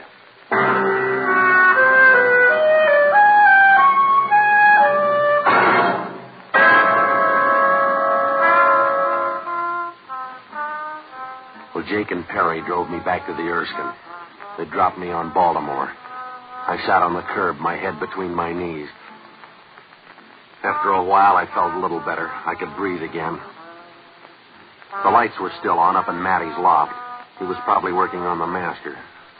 While I navigated the long flight of stairs, trying hard to hold back the sudden anger kicking up in me. It wasn't Matty's fault. He'd warned me about Zelda. No use to take it out on him.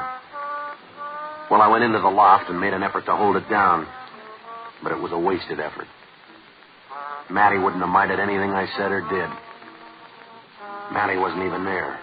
Only his body, half covered with the burlap used on the walls to soundproof the joint. He'd been shot once through the head, clawed down enough burlap over himself to make a shroud. I picked up the phone in the office, gave Central the number of Sour Sammy's joint, and waited for Sammy to see if Barney Ricketts was under his favorite table.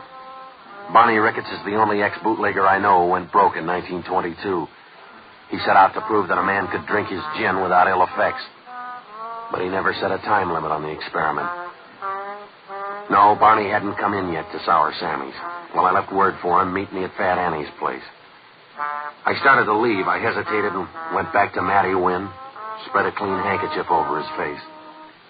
I made the street 3 stairs at a time. I crossed the river, jolted the Erskine down Boulder Road to Fat Annie's place. Seemed like a waste of good singing, but Maggie Jackson was getting ready to do her number. I eased a lone drunk out of a booth, draped him on the edge of the bar, and sat and listened to Maggie.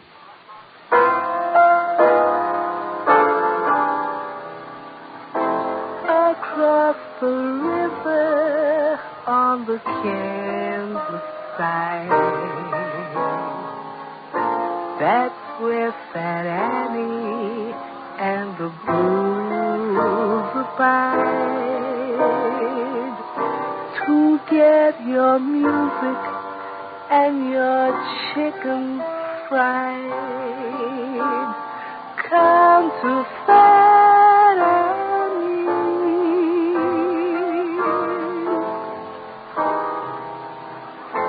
Just pour a pocketful of rock and ride across the river to the Kansas side. And when you get across that great divide, come to Fat Annie.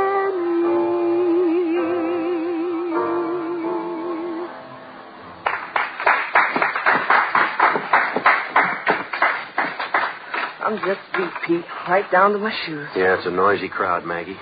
Out-of-town wine buyers with gin chasers. Murder. Yeah, do you want a beer? Thanks, Pete. I could use it. All right. Hey, draw 2, will you? Barney ain't been in yet, has he? No. You got trouble again, Pete? Where can I buy a new birthday? The stars are ganging up on me. Ain't nothing in that astrology, Pete. Well, there must be some explanation. Yes or no, hot or cold, I catch it. What's the misery this time, Pete? Only that Matty Wynn caught a bullet in the head. No. And if I'm not out of KC by morning, he's going to have company. Look, Maggie, do you remember a disc I cut for Matty? June night?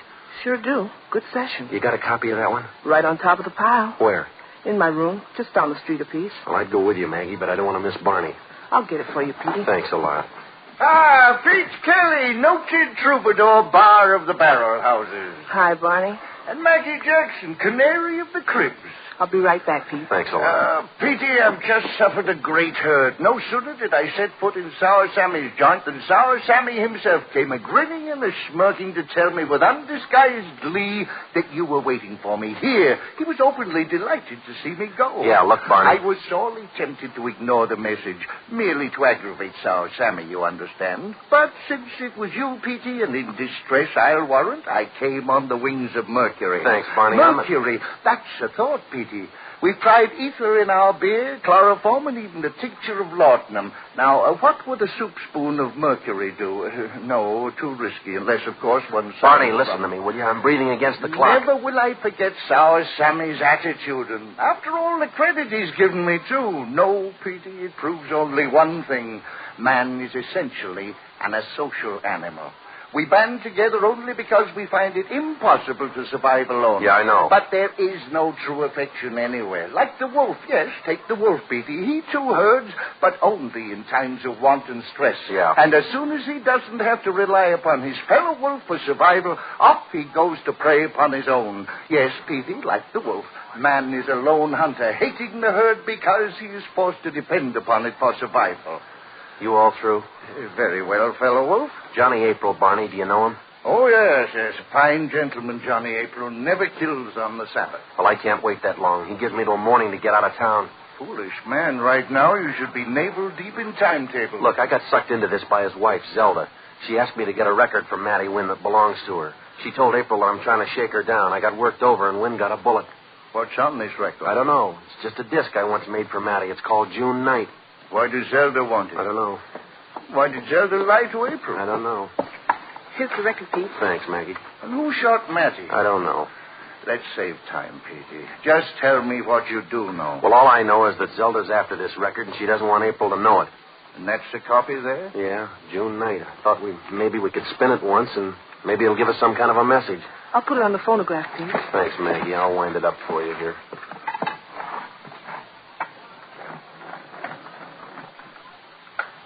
All right, listen to it, huh?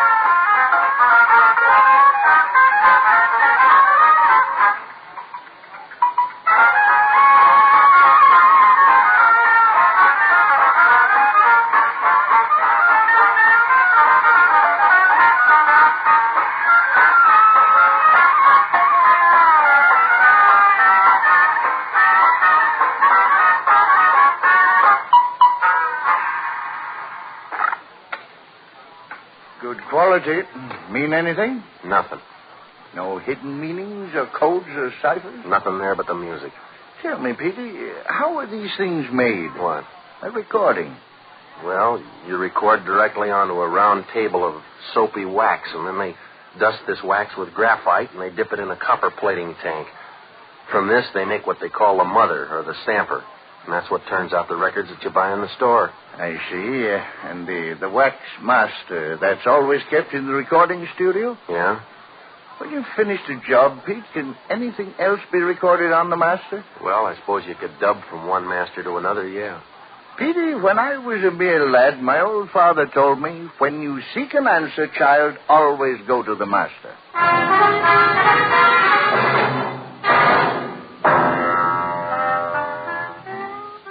Well, I pointed Barney for the door. We got into the Erskine and jolted back over Boulder Road and across the river. Barney insisted on expanding his wolf-man-herd theory all the way back to Baltimore Street. By the time we reached Matty Wynn's loft, my fangs were on edge. Barney looked away from Wynn's body as we headed for the file room. I yanked open a metal container. It was empty. The master of June night was gone. Yeah, your old father was right, Barney. He also told me the master will always be there for you. Notice the disarranged state of the files here. All the compartments. Yeah. Whoever came for the master of June night went directly to the right file as you did. Didn't find it there and ransacked the rest of the place. Well, then Matty hid it figuring something like this. But where? Let's look around the control room, Petey. Oh, there's no place there to hide a flea. Did you ever read a story called The Purloined Letter by Edgar Allan Poe? Not now, Barney. A wonderful little tale. Now, look, Barney, In this particular story, Petey, a number of detectives were taking a room apart by the seams, searching for a letter. They couldn't find it, and why? Because man is blind, Petey. He never recognizes the truth when his eyes fall on it, just as our eyes now fall on this peculiar-looking record on the turntable. Yeah. Barney, you wouldn't leave it out just like this. Prove me wrong. Play it.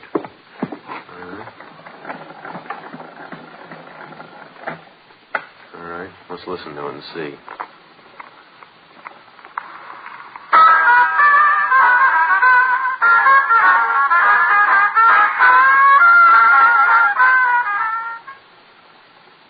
You understand what you're to say, Zelda? Your work is good for me. Not that I don't trust you, of course. Let's get on with it, Matty. A little closer to the microphone, Zelda. This close enough, Matty? This close enough, Pete? Don't be foolish, Zelda. Put that gun away. Give me the record, Pete. Sure, in exchange for that gun. You'll get what's in the gun. Like you dealt it to Matty? The record here on the turntable all the time, and you broke 3 nails ripping those files apart? Face the wall. Keep your hands up. Lean against it, both of you. Excuse me, madam, but I just dropped in to make a record for the folks Shut back up. home. Surely. One move, and I'll give it to you in the back. That's my department, Zelda. Johnny! Give me the gun. All right, Zelda. I told you here. I only bought a small piece of your yarn. Now I want the rest of it. I didn't want to involve you, Johnny. I came to pay them off. They killed Matty. See? See there? And I got the gun away No good, Zelda. Can't you see his face? He's just run out of mileage and ideas. Listen to this, April. No, darling. It's a frame. This... Shut up.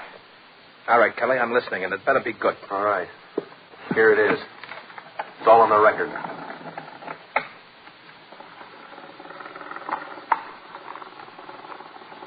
Just close enough, Matty? Perfect. Now, just in case anything goes wrong, this recording will be our protection from each other. To whom it may concern, my wife, Zelda, and I have entered into this agreement of our own free will. All right, just get to it, Matty. Go ahead. I have told Johnny April that I want to divorce my husband and marry him. When this is accomplished, it is our intention that I be made a widow as soon as possible and then remarry Matty Wynn. Just for the record, you agree to decoy said Mr. April to a predetermined spot where you'll be unarmed and without bodyguard. I agree to shoot Mr. April. The police will not question your story that he was ambushed by a rival mobster, identity unknown to you. You will then inherit the April money and return to me. You agree? I agree. Crazy enough to do anything for you. Even when you tell your own wife. All right, fine. That's enough. This will be legal. Johnny. April, don't shoot her. Johnny, don't. Please, don't. Get over it, Zelda. No. Back off so I won't miss you. Zelda!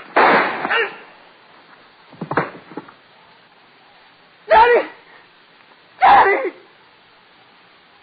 He can't hear you. I should have let him kill me. You fell in love with him, didn't you? Yes, I did. Only one thing I didn't count on. Yeah. You can't dance at 2 weddings with one heart.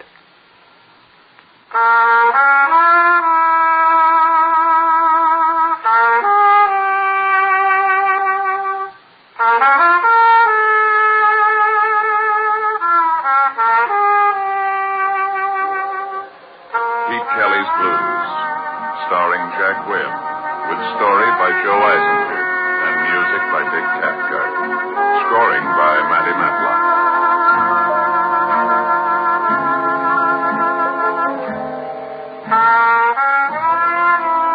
The music of Pete Kelly's Big Seven and Maggie Jackson is now available on phonograph records. Ladies and gentlemen, The Red Cross already has allocated more than $1 million for emergency relief work in the flood-stricken areas of Kansas, Missouri, Illinois, and Oklahoma. The biggest Red Cross job, however, will be rebuilding and refurnishing homes in the flooded areas. Cost of this job will run into the millions, more than present Red Cross resources can provide. That is why President Truman has issued a special appeal to all Americans to contribute generously to a special Red Cross flood fund of at least $5 million. Send all contributions to your local Red Cross chapter.